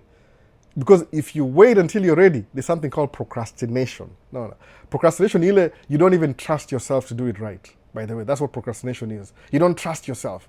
Naweza do live kweli? Siwezi do live. Maze nywele yangu inakaa hivi, inakaa sijui aje. Naona mimi a very ugly face. I don't even know. Meno zangu ziko sijui brown. Siwezi. Who cares? Who cares? Meno zangu ni brown, by the way. No. Who cares? Who cares, by the way? No. Start before you're ready. Kwa nini? Figure out as you go. Ukisema unangojea the perfect time, you will never do it. Ever. No, this, like, kuna a bunch of evidence hapa nakwambia how don't do it. No. So start before you're ready. Najua niko na problem na TikTok, nimeisolve. 2 weeks ago niko na simu hapa, kujua simu insaidi. Kama kuna TikTok live studio, why am I niko na computer MacBook Pro, alafu natumia simu nini? Niko na camera ya $4,000, alafu natumia simu na niko na camera already. I'll make it work. Nikaanza. Am I ready? Nothing is perfect. Hata sijui mbona inazimika after 1 hour. I don't even know why. But I'll figure it out over time while I keep doing it. Nilisahau, by the way. Ningeitafuta hiyo, niende kwa user manual, TikTok studio user manual. Nijue mbona inazimika after 1 hour. Start before you're ready. Naona. Kwa sababu your brain, mind yako, mindset, it always thinks of safety. Ukisema hiyo ni too risky. Guess what? Brain nasema, I second that, another brain. I second that too. Oh, me too. But the whole brain and this brain community disagree. Let's not do this. It's too risky. What? Track ya 200,000. Hiyo ni nyumba. Hiyo ni shamba. Siwezi nunua hiyo track ya 200,000. Not knowing that ukinunua hiyo track, utakuwa na nyumba 5 za 200,000. But because you didn't take the risk, you're playing on comfort. Unaona? Comfort, safety. Anyway, tuendelee tu. Capital. So, Raznik, uko sawa. Those are really good questions. Ukianza tracking utaijua tu. So, anamaanisha aja kuita amateur. I think so. Nimeget sahi, nimeunderstand. Nasema nikiangalia word and vile more interpret word. By the way, take close attention na words tangu ni hame states. Juu nigundua hapa hivi, what you say ni big deal. Microphone iko poa. What you say ni big deal. Lazima uko very careful na words. Kuna words umezoea kutumia kama blood is thicker than water. Okay, blood is thicker than water. Tuseme hivyo. Blood is thicker than water. Nafikiria future. Nikamkuposti video kwa TikTok in future. Mtasikia sema, Albo alisema blood is thicker than water. So it's what ni da. Si ra ni da, by the way. Accent ya America ni da. Any place kuna T, weka D. That's how you pronounce things. Inafungua njia. Kana nataka kuchukua contract ya photography, niseme wara. Sema, what are you talking about? Excuse me, what's that? No. Lazima pronounce vile wana pronounce. Ni muelewane. Is communication. Siwezi ongea sheng na Americans. It doesn't make any sense. Unless na do YouTube funny skit. No. Ni hivyo sasa. So, blood is thicker than water. What does that mean? Sijui ni nini. Alafu naitumia kwa example. Inajua, somebody anaitumia ngata start mention. Kambia, that's not what that means. Ibu angalia the whole quote. No. A jack of all trades. What's the full definition? Oh, nobody knows. No. Anyway, tuendelee tu. Nimeunderstand.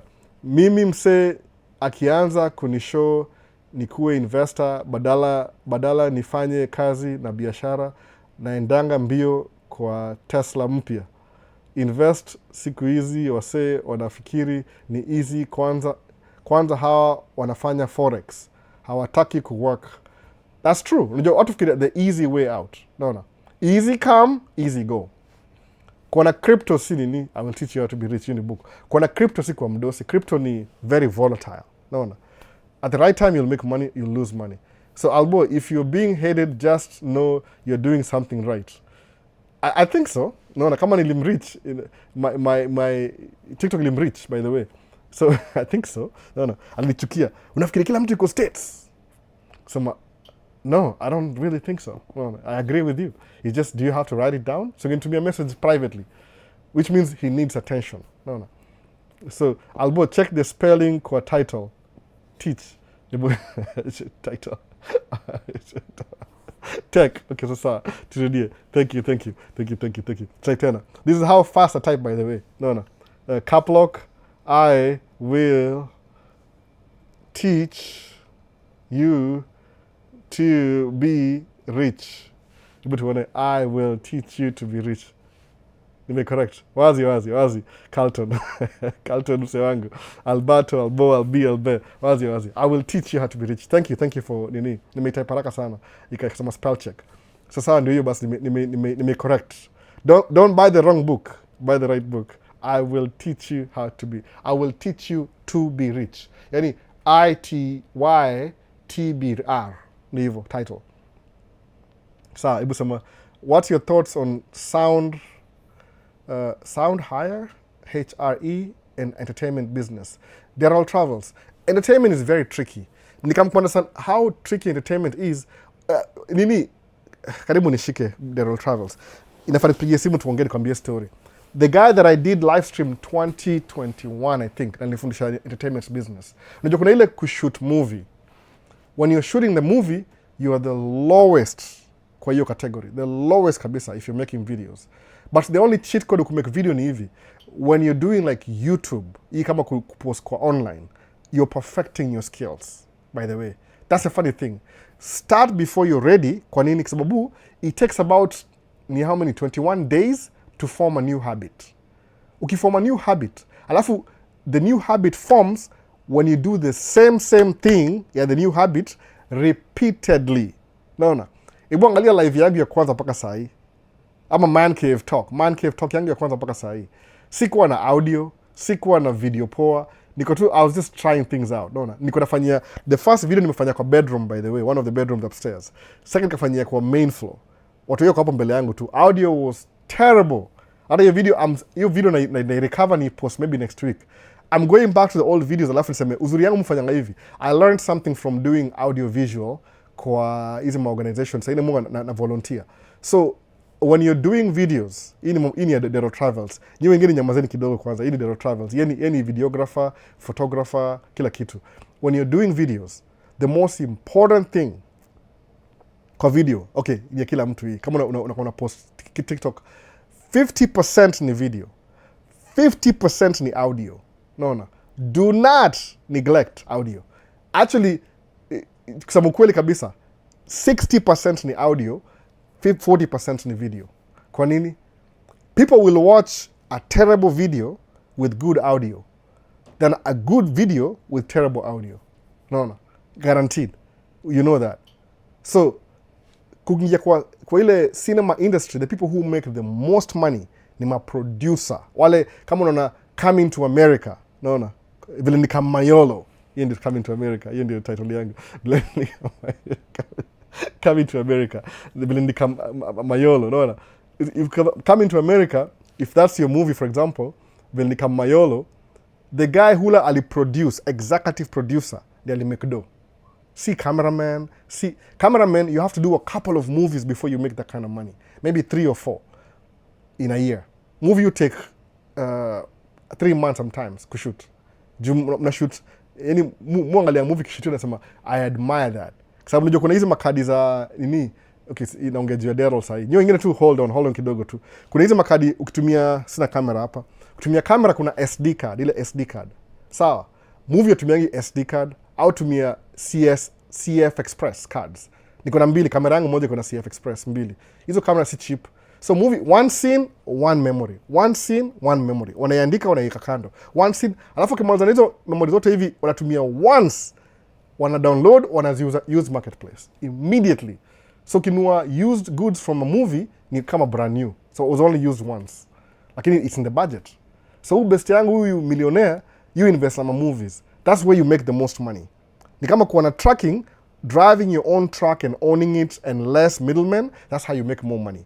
Uko hapa chini, you should be scaling up every day, una grow. That's what I would say. So entertainment business, what do you want to do exactly? Kama ile the bag, unaka DJ, una mix, una mrecorder, unaka madem hapa nyuma. Sawa. Kama as long as do you make do aje watu wa the bag?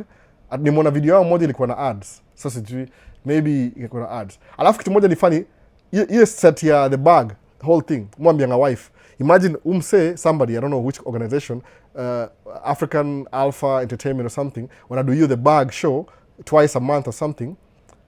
All those things they have, niko nazo kwa hao. Everything, everything niko nazo.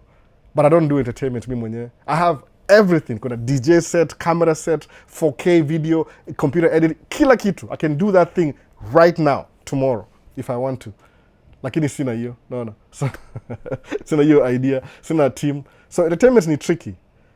Musa masecure. Kwanza Dero Travels of Kuku States, by the way. Sijui mbona bado hujaenda States wewe bado. Wewe unafaa kuwa hapa. Tuliweza kuongea kitu 2 years ago.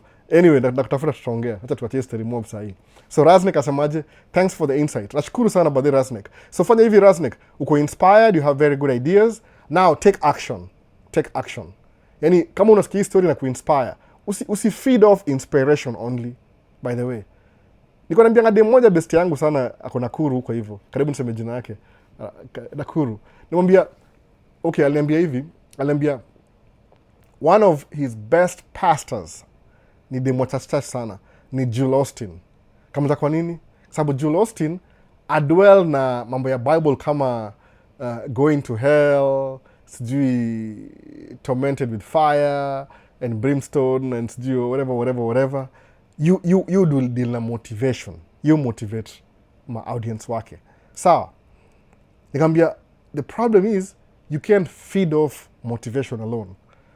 Lazima u make tough choices. Sawa. Akaniambia no. Mimi nikisema sirangi church siku hizi, muka chini, alafu nikaa chini na niache kwenye maji. Hii ni tumbler yangu. Not sponsored by anybody. Na limechapa imebeat mwita na kila siku. Iko na ice ndani. Nikamwambia uwezi feed off inspiration alone. At some point you'll get sick of it. Alafu utaitoa move on. Kama nikiendanga church, when I first started going to church ile seriously, ni learn from one person. Alikuwa si pastor. Alisema hivi, if you really want to stick to your church, when the church yenyu, this is what you do. End a church, find something in the church that needs to be done. Alafu volunteer to do it for free. Mona, that's it. Usema tunanga church when ni customer, unakam for free, unakaa chini for free. Alafu labda sadaka unapatia sijui na sadaka whatever. Okay, unajua hiyo concept ya church yoga debated. Is it real? Is it not real?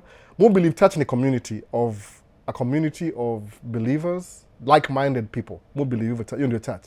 So sisi kama wachana na mambo ya church. Of course history nyingine ya kwenda mbele here, how the Bible was written, if Jesus is real or fake. Hiyo ni argument, that's another argument for another day. Lakini ukweli ni ile as a community watu kama pamoja, ukijoin community, the best you can do. Wacha tuko neutral kwa sababu si kila mtu ni Christian. Ni hivi, fanya hivi. Enda kwa hiyo community, volunteer to do something for free. Kwa nini? Ukido for free, inakupatia ile purpose. Unakuwa na ile, okay, actually they need me. They're not pretending to need me. They actually need me here. No. Sababu, alboy do nini? Sikia first nili volunteer kufungua church asubuhi. So nikiamka asubuhi mimi ndo naki the worst mistake ever. I mean, I'm sorry. I'm not in jokes. I'm just joking. Facetious. Ni hivi. So which means kama church inafaa kufunguliwa 7, maze niko weekend nimechapa job na mkasubuhi. Oh! Bio! Ifungua church, imefungua mlango, nimewasha mataa, nimewasha kama kuna sasa kuna hapa ni Minnesota kuna weather story. So the person who opens the church kama jana, for example, jana. Siku hizi I don't do it anymore. But siku hiyo ilikuwa hivi. Nafungua church. Nyamjai imagine this story, by the way. Did you even think about that? Believe me, even me niko very strange. So church ufunguliwa. Hala? Ufungwa. Isikana juu. Ndio church once a week. Nafungua church, mlango. Nawasha lights. Kila kitu.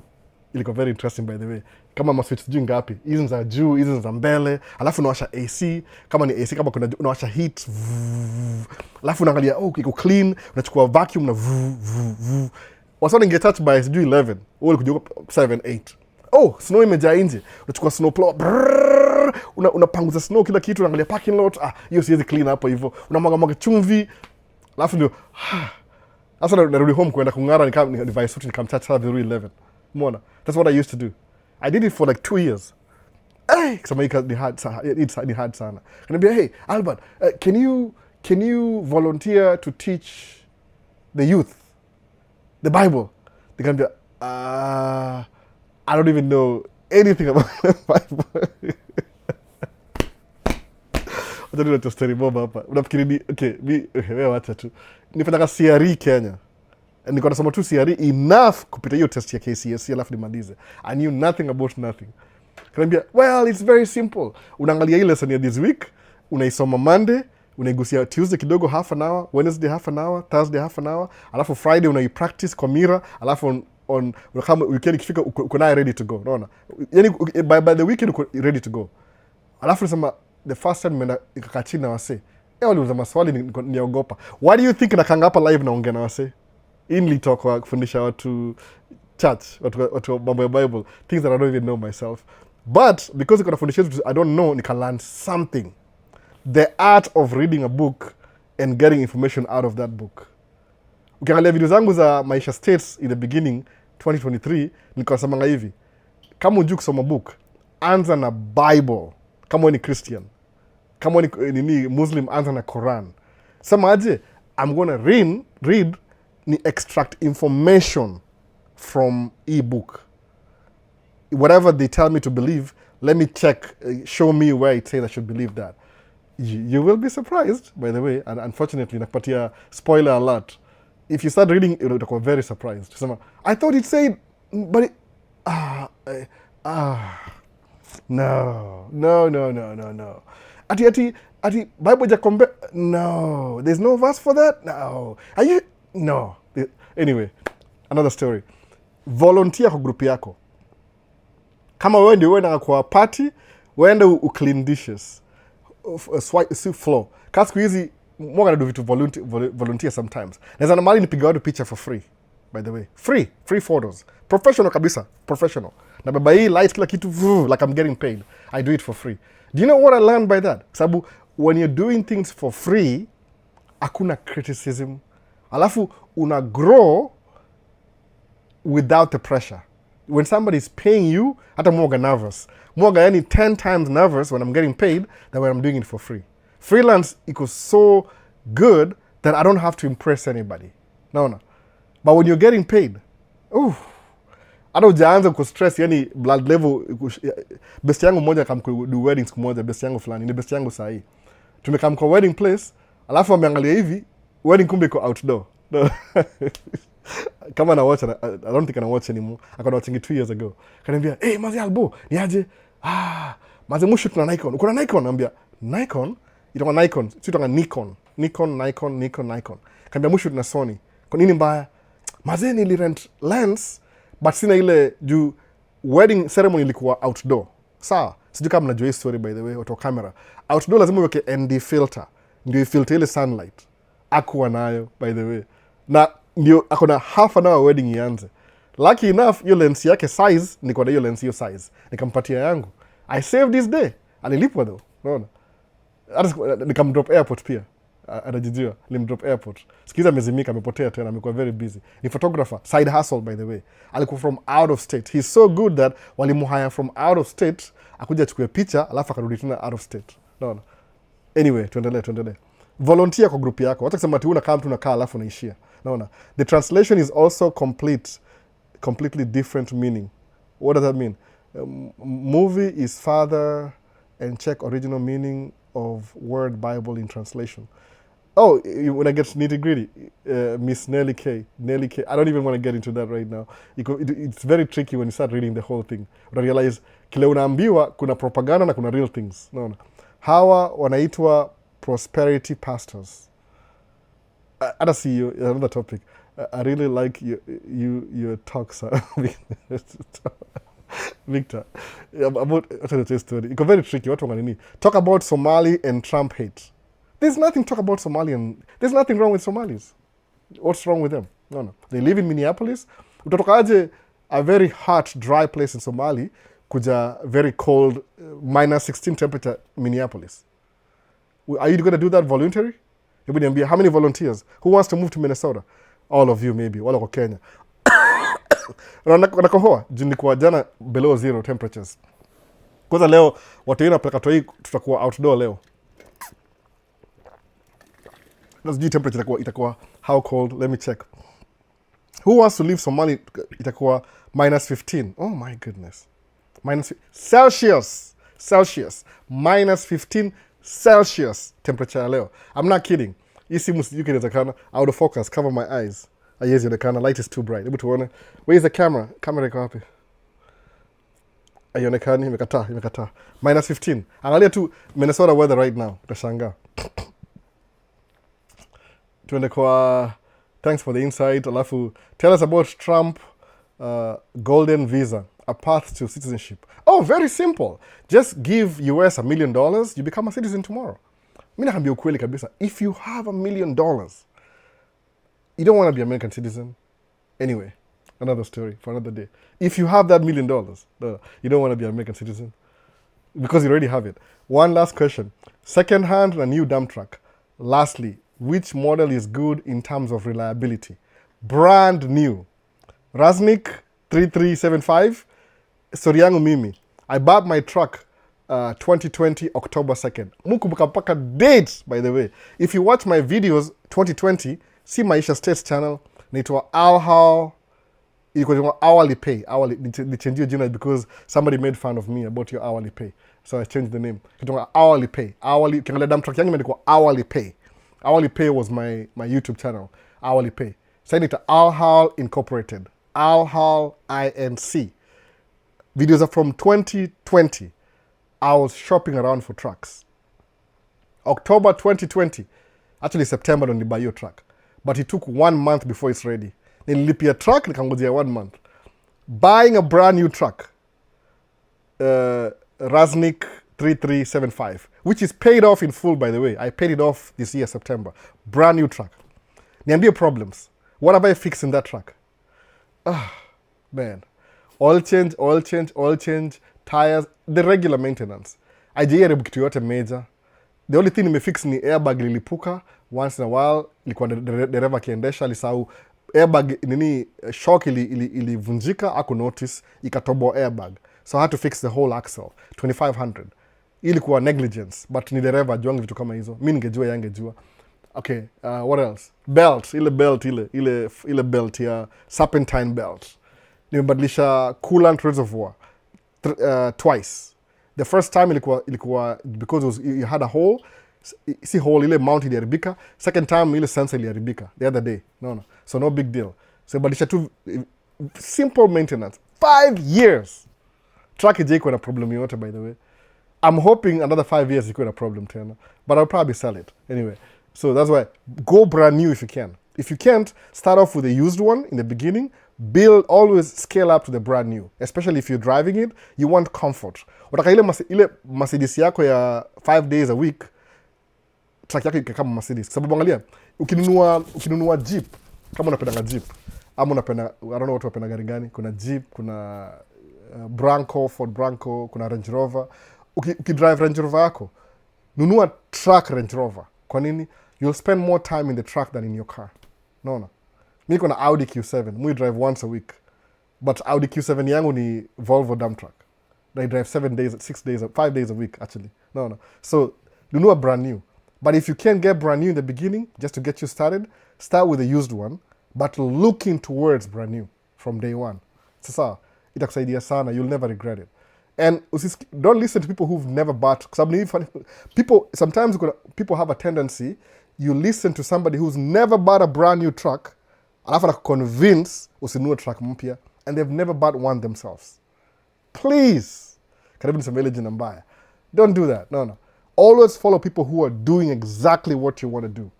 No. Siku kama msa criticize TikTok, na hata posting video. No. Posting video. Nijamu sema hivi. Every time ukicomment kwa nini yangu, kwa comment yangu, alafu ni reply, believe me, nimeangalia profile yako before ni comment. No. I want to know who you are. So, who's this human being out of their busy schedule? I'm going to take time to comment kwa video yangu. Should I like a video? Like, no, let me not like anything right now. Nangoja comment mara ya pili. Alafu eventually na like. No. Alafu ametumia message, Albo, nifanyie connection. Oh, tunataka connection. Okay, sawa. I'll tell you the truth. Mimi si mtu wa connection. No. Angalia story yangu. How did I come to America? Nili apply green card, nika win, nika spend money. There's a process. Nikaenda medical, nikaenda embassy, sikuwa na certificate of good conduct. I don't know. Itawapa hivi background check. Eventually nikapata visa, sikuwa na pesa ya ndege, nikaput money together. My dad came through, akanilipia tiketi ya ndege, nikafly hapa America, sikuwa na msa kuni host, jukuzo alikuwa na roommate, nikaenda kwa best ya Seas, kaka huko 1 month, story ikiendelea, unaona. It's not that easy. So kusema ati una quit before uanze, I feel sorry for you. Kwa sababu 10 years from now, you'll be exactly where you were 10 years ago. Na mabesti yako wote wako sijui wapi sahi. Unaona. Ni hard hivyo. Alafu na kama una comment matope kwa nini yangu. Au juu hiyo video na watch imekuwa filmed na $4,000 camera. Unaona? Imekuwa edited na hata acha tu story mob tuendelee tu. MacBook Pro, alafu ikakuwa Final Cut Pro. Alafu nika adjust audio, nikafanya sijui nini, nika make shorts, nika kama captions, alafu nikaipost. Alafu nakamku comment. Unaona? Na ujui the thing you're watching ikona background ya sijui 1 week production. Anyway, tuendelee tu. Ajuangi hivyo. That's why I respect people who post videos on TikTok. Hata kama ni mbaya, you took your time to do it. Sababu naona progress. Naona. Msana procrastinate, hata ana jina. User 1, 2, 3, 4, 5, 6, 7, 8, 9. User. Hata hizi jina yake hapo hivyo. They can't put they're too embarrassed on a procrastinate. Procrastination is, inamaanisha nini? You don't trust yourself to do the thing. Good! Do you know what you do instead of procrastinating? Just do it. Come on, Nike. Just do it. If you don't trust yourself to do something, just do it. Why? Because while doing it, that's the only way you learn how to do it. Nime pause for effect. Nililearn kwa mtu fulani. Sometimes when I post, niwasawa catch up. If you don't know how to do something, do it. Because while you're doing it, then you learn how to do it wrong or do it right. But if you don't know how to do it and you don't do it anyway, what have you learned? Zero. Nothing. 10 years from now, you're exactly where you were 10 years ago. Ruto amekuwa president, first term, second term. This video won't age well. Kwa sababu labda post 10 years from now, mtasema Ruto si president anymore. 1, 2 terms, ametoka, bado uko broke, bado unalia serikali, bado you've never done anything different. 10 years, imagine. Unangojea. What are you waiting for? Best yako alikuwa neighbor, sijui ni millionaire sahi. Alafu namuonea wivu na comment code yake. Albo, hiyo si neighbor, unasema tu example. Naona, if you don't know how to do, start. Nataka kuja states. Okay, nianzie wapi? Embassy, lipa embassy. Kuna wasi nimepata kwa Middle East, by the way. I feel sorry for them. One of very good guy, ali reach out. Alisema kwa Middle East. Alikuwa, yufuata, wasana tutakumwambia ni aje, apply for this. So analipa ma agent. I think I could be wrong. Mtaniambia kama uko Middle East. Wasiwaga wanakuwa scammed the most. Now my agent ni watu wa Middle East. No. Because they have a little bit of more money to spend. Mtu anakuselia dream. Nasema, maze, okay, I'm not hating agents. Kuna agents outside ya watu, by the way. You see, that's not my point. Nime clarify, disclaimer, just in case this video doesn't age well. Lakini, from my perspective, if you want to do something that regards you incorporated, your personal development, kama wewe, do it yourself. Usinvolve mtu mwingine. Because only you unajua your intensity ya what you need in your life. Mimi nimekuwa spoiled this year. Wife amenibuy a camera. My Christmas gift, I didn't ask for it, by the way. I did not ask for it. Amenunulia new camera. So I'm going to throw off completely. No. The camera I'm using today, ini brand new. Nimepick last week on Friday. Brand new camera. Hii hapa hii. Do I need the camera? I don't need the camera. Sisemi napatiana ni gift. Ndakaa nayo anyway. Amenunulia. Waliagree mkutano na watoto wote wawili. What do we buy daddy? Let's buy daddy camera kwa na dream atakuwa naye. Na amenibuy a camera. No, nimeitumia twice I think. Brand new. Do I need it? No, I don't need it. Ni gift though. Mona. Hiyo ndio logic sahi, ni gift too. So, I don't know, lose train of thought sahi. The point ni ile, camera niko nazo already. If I want to naweza iuza, ninunue lens instead. Sababu, bala kununua camera, you better off kununua lens, because lens you outlive camera. Mona. But, because I bought the new camera, now I have to learn how to use this new camera. Mona. How am I going to learn nikiweka kwa box itakafika next year, after 1 year, sijaifungua gift, bado sija learn anything? Kuwa inspired, take action. Do it yourself. Kwa nini? Kwa sababu if you fail, mimi nikienda test, but nishaambia story. Naweza ambia story by the way, nikienda test. Niliingia driving school na msee mmoja Muethiopia. Sijui jina yake, nimesahau jina yake. DJ, kwa DJ. Tuliingia tracking na DJ. Tulikuwa tunapatiana watu moral. So I used to go in the morning na pick DJ kwa nyumba yake, tunaenda naye tracking. I was driving him because he was not motivated to do it. But mimi nisemaje, if DJ can do it, I can do it too. I relied on him ndio tuende. Because kwa hiyo driving school, guess what? By the way, kama mko so surprised. The darkest guy kwa hiyo driving school ilikuwa mimi. DJ ni Ethiopia, ako yellow kidogo.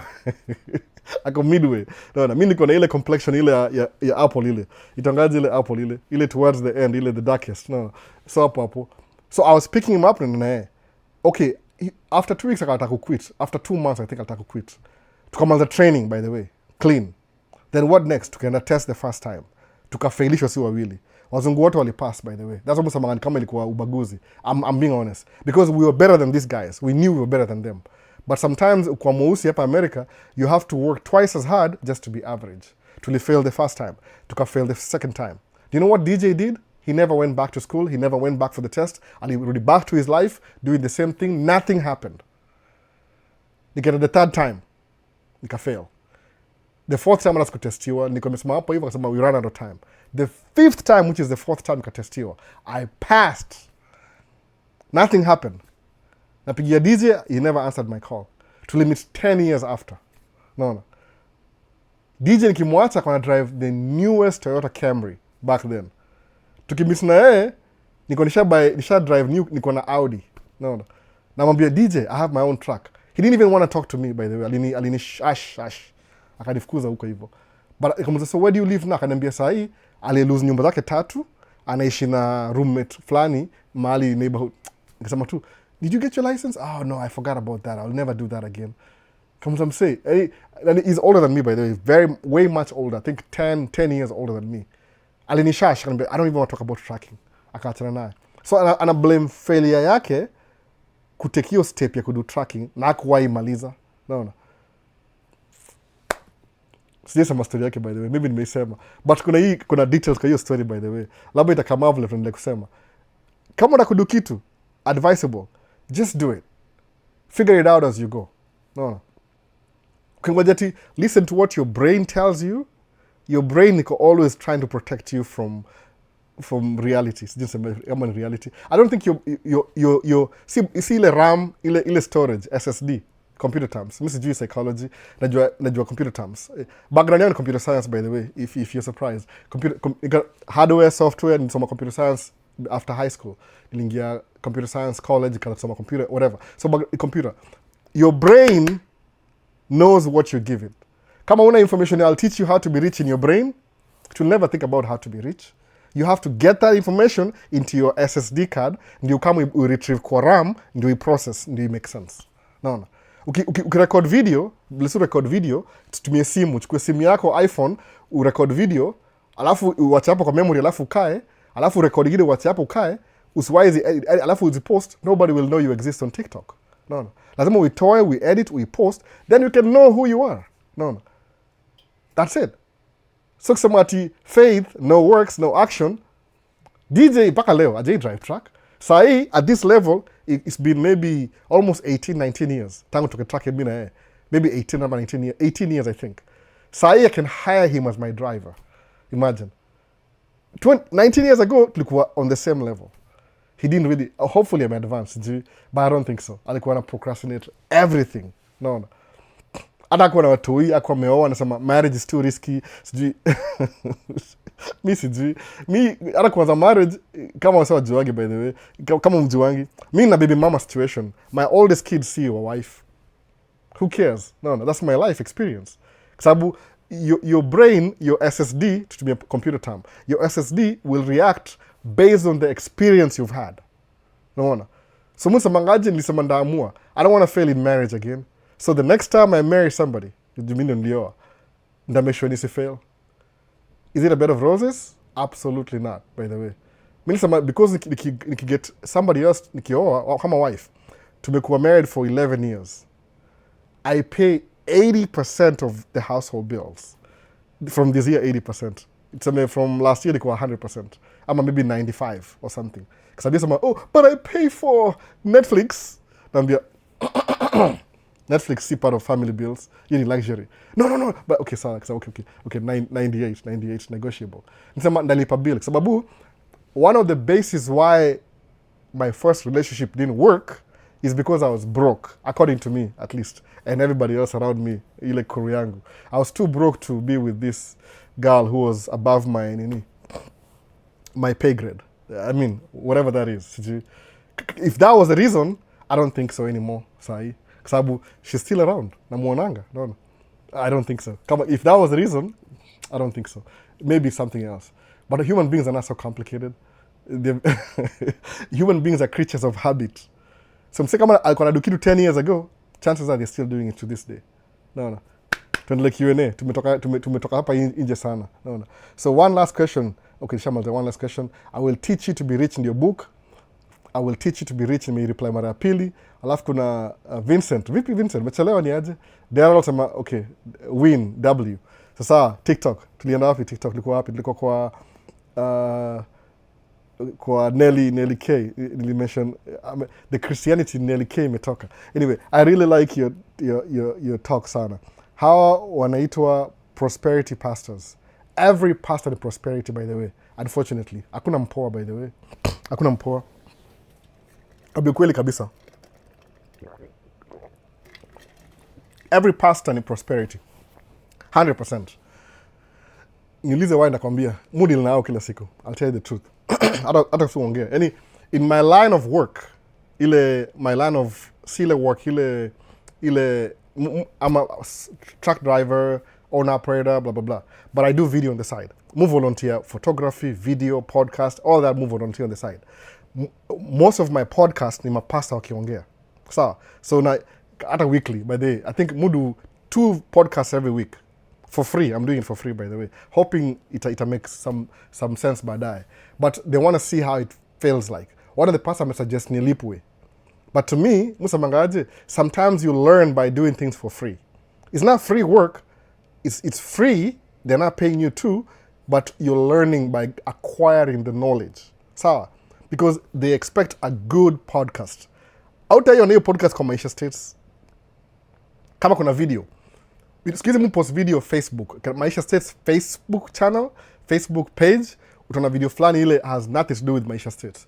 Mu do video for free for other people, by the way. Fanaka Nation. Mi ni fan wake, by the way. Fanaka Nation, yeye ni number 1 fan musician. So musema, whenever he has a concert, akinipatia passes, I'll show up and film him for free. No, I'll pay for the free entry by giving him the video. Nimtengeneze video. Fanaka Nation ni fan wangu number 1. The best musician in Minnesota. Period. Kuna wengine pia lakini yeye number 1. Anyway, so Miss Nelly K asemaje? Movie is father. Check original meaning in the word Bible translation. The translation is also completely different meaning. Okay, read the Bible. Read. I think Manisha, read the Bible from original script has different meaning. That's true, by the way. Okay, I'm just reading what she's saying. So, Mimi, I'm just reading. No. Big up, Unchained, Unfiltered. So, in the US, can you access a group savings loan ama lazima you form LLC? Steve Munene, what do you mean by that exactly? Ndakwambia. Kusema group savings loan, sijui namaanisha nini. Jukuna wase wako na ma ideas. Kama najua kile unasema, but I don't... Mara mingi I fly solo. Moga solo, by the way. Nigunduanga hivi. Mimi, catch me, sinanga merry-go-round. I don't have merry-go-round, by the way. Merry-go-round is... Nope. Okay, my merry-go-round ni life insurance. Okay, my investment ni stocks. Ivo. Mi sinanga merry-go-round. I don't have that. I don't have stock. It's not a group, by the way. It's not a group chat, group text. No. My group text ni social media. Maisha States. My life insurance, nikikufa leo, sina chama ama merry-go-round, niko na life insurance. If I can't work anymore, niko na shares. Sija grow sana, by the way. Hopefully it's to grow over time. So more gonna fly solo.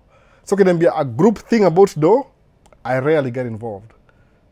Maybe my experiences in the beginning, it never worked out. It was a waste of my time and money. Nikabla musa watu wa Middle East, watafuta agent. Naishapatiana hiyo game plan by the way. Sijui nifanye video independently niwaambie. Muanzanga hivi. Q&A before tuendelee hapo. I don't want to be distracted again. Niko very distracted leo. So hiyo ni US group. So Steven Munene, hebu repeat your story tena. Ni understand. Si understand by the way. Labda mimi sielewi. No. Thanks for the mentioning that some of the followers ask information about coming to America. AI has available information. Exactly. Fanya hivi. Go angalia AI. How do I come to America? ChatGPT. Type tu, siniulize mimi. Alafu ile answer mpata kwa ChatGPT, come and ask me like how do I apply this? Itakuwa easier. Niko very sure by the way, nishaongea hii story kwa video fulani, ni vile ilikuwa Q&A, nitafanya hivi, I'll get there. Sasa hii video na post TikTok ni za na mix za 2023 and 25 and 24, back and forth, na mix everything together. But nishaongea hii story, I'll come to the approach at some time. Do is the same information by the way. Kama wacha niangalie ma Q&A alafu tutaongea before tuendelee. Nimekuwa how long TikTok isinizimikie tena. Inakaa 1 hour long. 50 minutes izazimika just in case. Wacha ni rush through maswali before inizimikie. No. Tuko wapi? Tuko hapa browser. So ni hivi. Tuende hivi. Swali zote. Last time nililose maswali sikuzijibu fast enough. Folks are afraid. Okay, hapana acha tuende hivi kwa. Thanks for the meaning. It's not easy. Folks are afraid to fail, and failure does not exist in the realm of success. That's true. Actually, it actually exists. Ni ile failure is like you can do better. Like failure does not mean it's over. It means try something else, by the way. Hiyo ni definition pia Maisha states. Failure maanisha ti, oh, I failed. Okay, ni hivi. Msemaje, kuna 2 years ago, 3 years ago. Samaje, if you're not failing in whatever you're doing, whatever new venture you get into, if you're not failing, do you know what the thing is? I can tell, non-psychology student here, that means you're not even trying. You're not even trying. Sabu, if you try to do something for the first time, 99% you will fail. Albona try to do live stream kwa TikTok, na simu. Never worked. I don't know how to read comments. I did it anyway. So I said, okay, my problems were A, B, C, D. I identified my failures. So what do? I'm going to improve on this, and this, and this. Oh, I have one more problem. Oh, this is a long-term solution. So you have to fail when you're trying something new to succeed. So success equal lack of failure. It has failure. Ile tu una eliminate. Ni kama mimi na background ya ile flow chart. Okay, flip switch. What happens? The light goes on, the light goes off. What if you flip your switch, light iendi off na on? Maybe there's a problem. Why? Your circuit may break mahali. Go find the circuit, plug it in, flip the switch, on. Say ni opposite. Me flip hivi, iko off. Bring hivi, iko on. Oh, that means your circuit ulieka opposite. And we switch on, off, good. Next step. No. If you're not trying, that means you're not even failing. No, if you're not failing, you're not even trying. Sabu, for you to fail, actually failure ni privilege ya the people who try to do something. Enda embassy nyimwe visa. Ilinyimwa 3 times by the way. I know the feeling. Nikapata green card. No. So that's why any green card inakuwa more valuable kwangu mimi as an individual because nisha failed 3 times.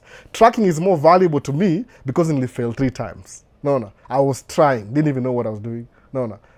DJ aliquit yani after the second time because of racism, something he can't even solve. Musema afadhali focus na problems you can solve right now, mali capacity yako. Usitry to solve racism kwa truck driving test. That's not the place and time and place to do that. Could you run for office to be president? So, I don't even know. How do you solve racism kwa truck driving college? Yeah, could get license. It's not gonna work. Okay, my question, haraka. What year was that, bro? Nero De Niro. Maybe that's DJ asking me the question. I don't know. That can be Nero De Niro. About maybe 12, 13 years ago. No. So that's an untrained, there is an untrained brain. A trained brain actually communicates with the mind and release neurons. I don't even know that. I'm using as an analogy. Okay, if you get deep, I'm not a psychologist. Disclaimer. Me don't get to the way my brain processing power from the numerous books I've read. I understand too. Try something, fail, try it again. In a different way. No. Mkuu, nisaidie kuunda a certain writing account with a US profile. Honorable Shitabeshi Ayuga Samson. Honorable, I'm not going to do that. I'm so sorry. I'm not going to put my life and my credit and my name for you to run a business. I'm not going to do that. No. Other business yangu ina jina yangu. My own business doesn't have my name. So you're asking me something that's completely impossible. I'm not going to do that. I'm so sorry. No. I have kids to raise. It's at a risk, by the way. Niko fiti bro, Vincent. No. Listening from Ireland. Enid K, karibu sana. Streaming from Kenya and liking the conversation. So life insurance gani poa. Ile a whole life insurance, I'm a universal index life insurance. I'm not a term insurance, by the way. As long as in a guarantee, read the fine print. Uko sawa. No. Oops. Didn't know this is a Q&A. Thought it was a discussion. No, it's a Q&A, by the way. It's a Q&A. Discussions, I rarely have them. I train the brain to go beyond motivation and reward to dopamine. I can't even read that word. This is a metacognitive. Miss Nelly, please. If I to do live mimi na wewe, so you can actually explain this nicely. I'm at off camera, then Patitua say what you're saying. I would love that, by the way. But if you want to do videos na mimi, I don't know everything. Get in touch. I'll come to you. Kama uko around. Ama kama uko mbali, tutadu ile live ile tuta interact to create. As long as una give information and you're too shy to be on the camera, no, you have to be on the camera. People have to see you. No. So if you want to do a video, niambie. We'll come. I'll let you talk. I'm just gonna film you. No. Good quality. I'll make sure you look good. Don't worry about that. Actually, if we do the video, that's your video too. That's the angle. It's yours. If you want to post it, we'll post it too. No. Maybe to post both sides. And I edit, nakupatia original, you just keep it and we do that and move on. Wambiwase information. Because I don't know everything, by the way. I won't get your life experiences. No. Things that can actually help you out. Kwa self-development. No. I'm still on the journey too. I don't know everything. Probably never will, actually. No. Are you still driving truck? Silk Demure. Right now, no, I'm actually 1 month off. Niko winter break. I might go back to work. I don't say even it's a jinx holiday. I'm on holiday, by the way, 2 weeks, no work. But I'm always available daily anyway. So that's way back in the days. No, I still do it to this day. I'm still driving truck to this day. Live stream is a side hustle, entertainment. So share some couple of books you've read. I'm a bookworm, Daddy Prince. Go to YouTube, Maisha State's YouTube channel, episode 98, 99, and 100. Man Cave Talk Live. Kuna books huko nimeshare. I don't have time. I'm trying to read all this before TikTok izimike. Listening from Vancouver. Man, I like how you talk about reality ya maju. Lazima tujue, bro. Yes, please. So what companies are good for life insurance? It doesn't matter. Read the fine print. No. Read the fine print. Because in Kusamati, this is the best. I don't really know what the best is. Me, I'm on the journey too. Cliff, I was in Rochester, Minnesota, 2 days, man. It's snowing. Yeah, it's still snowing. I think snowing in Ishaleo. We'll have a week break. We're warming up. On Monday, we are on 0. I'm happy because we are above freezing. 0 on Monday. Very happy. 0. Okay, life experiences are awesome, but can somehow be limiting. Learning to train the brain is vital. That's true. I agree with you. I'm learning too. No, I'm learning. So, is there money in TikTok? I make peanuts. I don't really discuss how much money I make on TikTok. It's just, I don't do it for the money though. If I did TikTok for the money, I'll probably quit making videos for TikTok. I don't do it for the money. That's the problem. The difference is, I don't do it for the money. There's money in TikTok. Yeah, there is money in TikTok if you know what you're doing. But I never do it for the money. I just do it for if sometimes they send a check, sometimes they don't. I don't know. I don't do it for the money. If I do it for the money, I'll quit yesterday. I do it for the passion of interacting, meeting new people. Sababu, kama mjui, by the way, as an individual, I'm an introvert. I'm 98% introvert. You'll never find me in public doing public things. You can do vlog. I'm always vlogging inside my car, not outside there. No. Outside maybe nimepata motivation. Very introverted mimi. Very introvert. Niko hapa naishi kwa hao full time. Temperature ni zero. I could be in the house 5 days in a row. Kwa nini? Nili create system because I've been in America for 19 years. In the winter, so we don't work. So I have enough things to keep me busy in the house. That's what I would say. No. Because I'm posting more videos on TikTok, meaning I'm editing videos more. That's why I'm posting more videos. But I'm 100% introverted. No. Hii ndio inanipatia social life. Hii kuongea kwa social media. It gets me, people think I'm so confident and I'm so, I'm not. So user, I remember seeing you at church back then and you used to be a big introvert. Msana nijua, naona, ananiseti. What's your name, user? What's your name, user? User 646077415658 Put your name there. I need to know who you are. In the snow, somehow, is the snow somehow therapy? We don't get to talk to people. Is the snow somehow therapy? We don't get to talk to Cliff. I don't know, the sentence. Okay, this is what I'll do. Today, I'm taking my kids to go see the holiday train. If I have time, I'll film it. Alafu niwaonyeshe. Niko na video last year though. Yeah, this is the film bado. If I have time. It's gonna be super cold. So if I can hold the camera at the same time, I will try. Alafu ndafly drone ya snow show how much snow imejaa. No. Anasema show. Okay. Is the show somehow therapy? Oh, okay, snow. Show. We don't get to talk to people. I talk to my kids. It's just that I'm in construction season. Tunafanya kazi hivi March, April, May, June, July, August, September, October, November. By November, it's slowing down. Then December, it's a hit or miss. Kama say the last 2 weeks, I think it may work 1 day, 2 days. Like it's up 3 days when the weather allows. Now work. So when I'm home, what do I do mostly? I find things to do to keep me busy. Because I know that I'm not working anyway. I'm not gonna get another job and spend time with my kids, by the way. Subond in the winter season. So come say yesterday, I didn't do it. They put up the Christmas tree. It's a tradition. Nothing special about that. We don't believe in Christmas people. It's just a tree. No. Go with the flow. Is it advisable to come to the US with visit visa and try change your status to F1? Just come. Don't ask me. Don't ask me if it's advisable. Do it.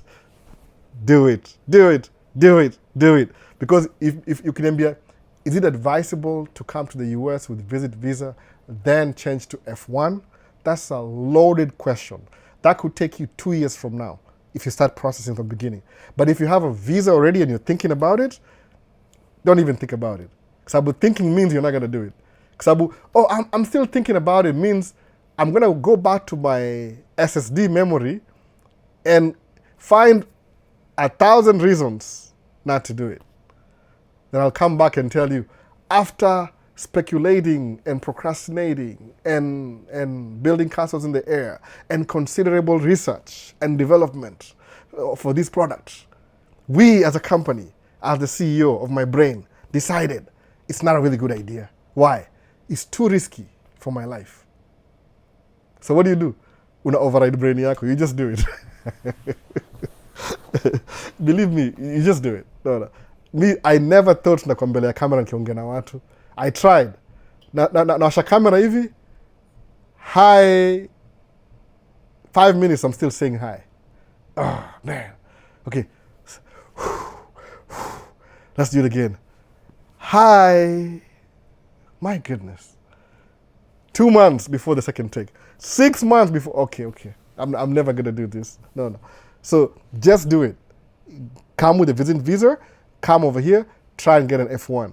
What's the worst that can happen? You just go back. No big deal. No. But you tried. Along the way from your trial, would take some notes that you would have never encountered if you didn't do that thing particularly. Mona, that's what I'm saying. So visa iko, kama visa iko, kuja haraka roteach. No. Pious, ama ni pious, I think ni pious. Kuja haraka. No.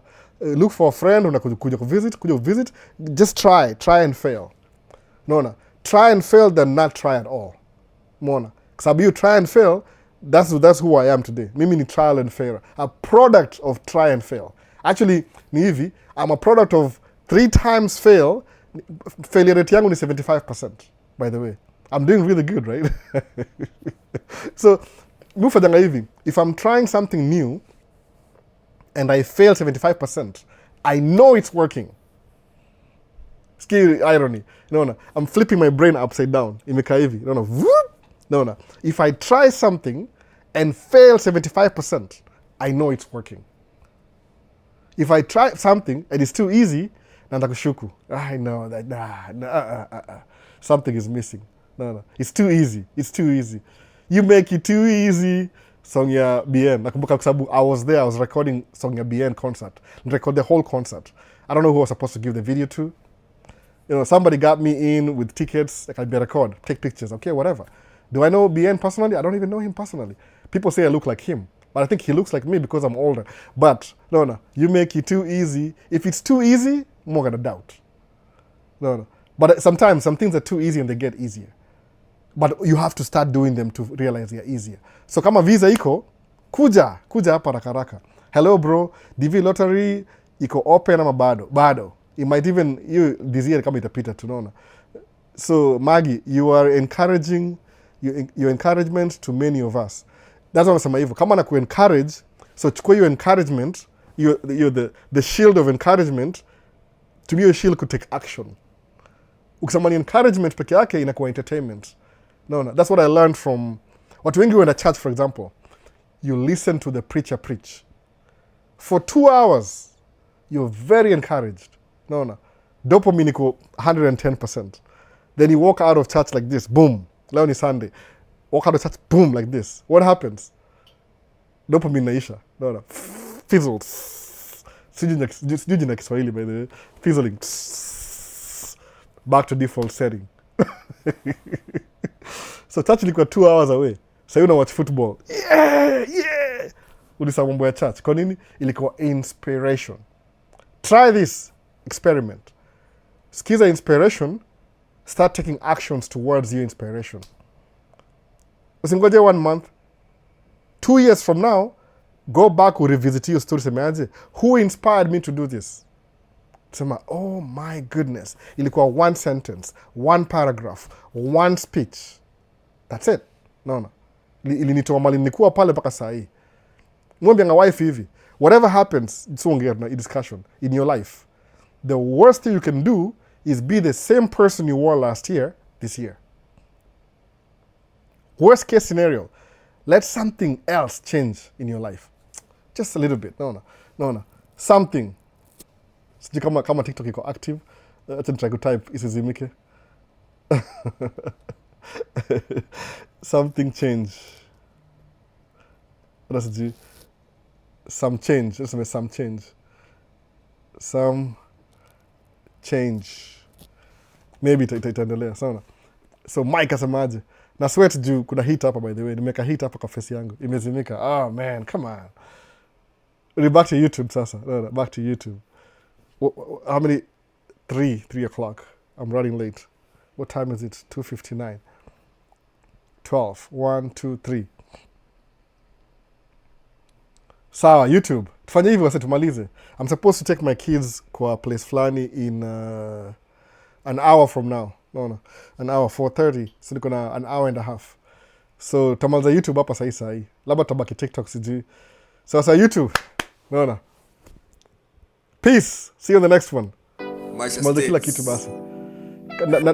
Nanda tu TikTok kidogo nimalizana nayo. But kwa recording mtaona TikTok pia. So ndaikata pia. Sawa. So tuende live ya YouTube.